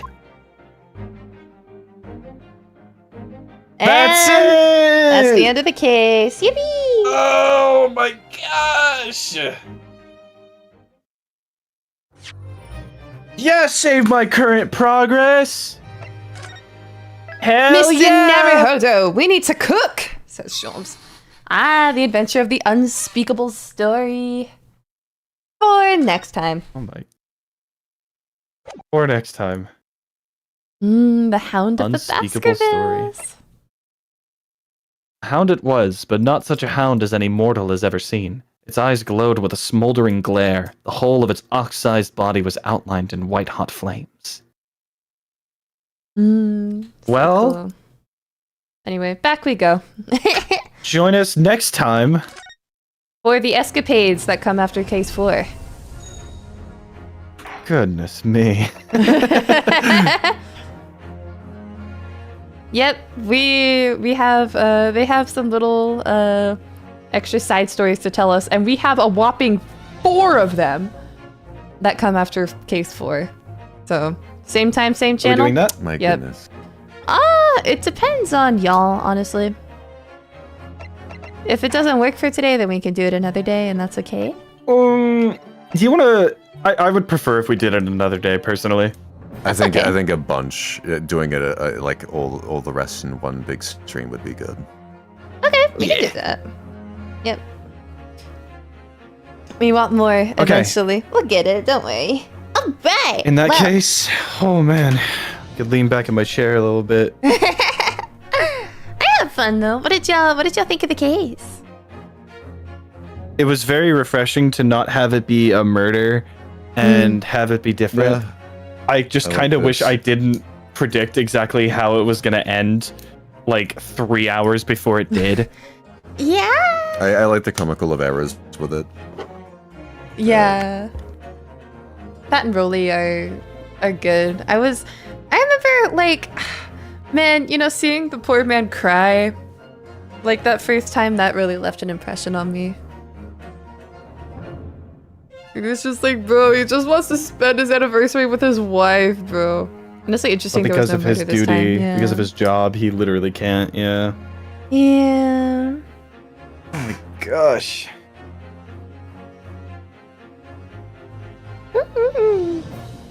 I want to say anticlimactic, but in a good way, if that makes sense. Good, no murder. Yeah.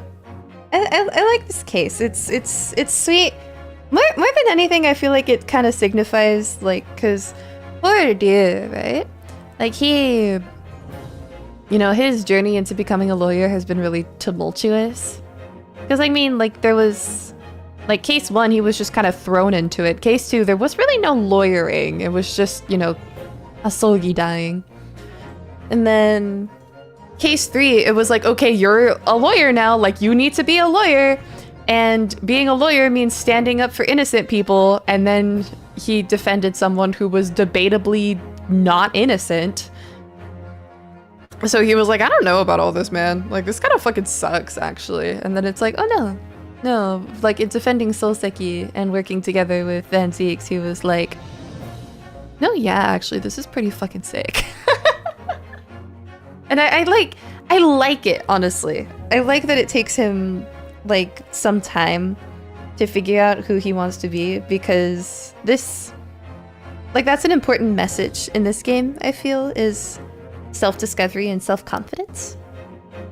And so I feel like a delicate case like this, where it isn't just, oh, somebody died. It's like, oh no, somebody, like, was attacked, but nobody died. Like, it makes it feel a bit less intense. And it makes it more conducive for this character development to happen, I feel. What do you think, Judge? Yeah, I agree. I don't have much more insight than that, but I enjoyed the case. Yeah, no. Admittedly, our opinions probably don't match up in the light of somebody who's played this game like 3 times. So Yeah, I'm normal about this game. It's okay. Like, I'm not expecting full, like, literary analysis. Yeah, it's good for character growth for Ryu's development into becoming a defensive trainer. Yeah. I will say, it kind of makes it mandatory in my eyes to actually see him continue into the sequel, because this last case is the only one where he's like fully gained his confidence in the first game. Mm-hmm. So we definitely need that second game to like actually see him be competent. Yeah. But yeah, that's all from me. All right. Any final words from my co-host? Does that answer your question? Great. Have Thanks, a good Buckman. day, everyone. Oh yeah. Yeah. We'll see you guys around. Thank you all for sticking around. Yeah, we will see you all soon. Everybody, don't forget to wishlist Midnight Train New Moon. I'm watching you. Upstream. Thank you. Alright, well, with that, thank you all, everybody, so much for joining us. And with that, we will see y'all next time. We will see y'all later this week for more Sally Face. And once we finish Sally Face, we're gonna play Jackpot Crash Course. I know some people have been talking about it. We're gonna play it. Worry not. And with that, thank you all so much, and good night.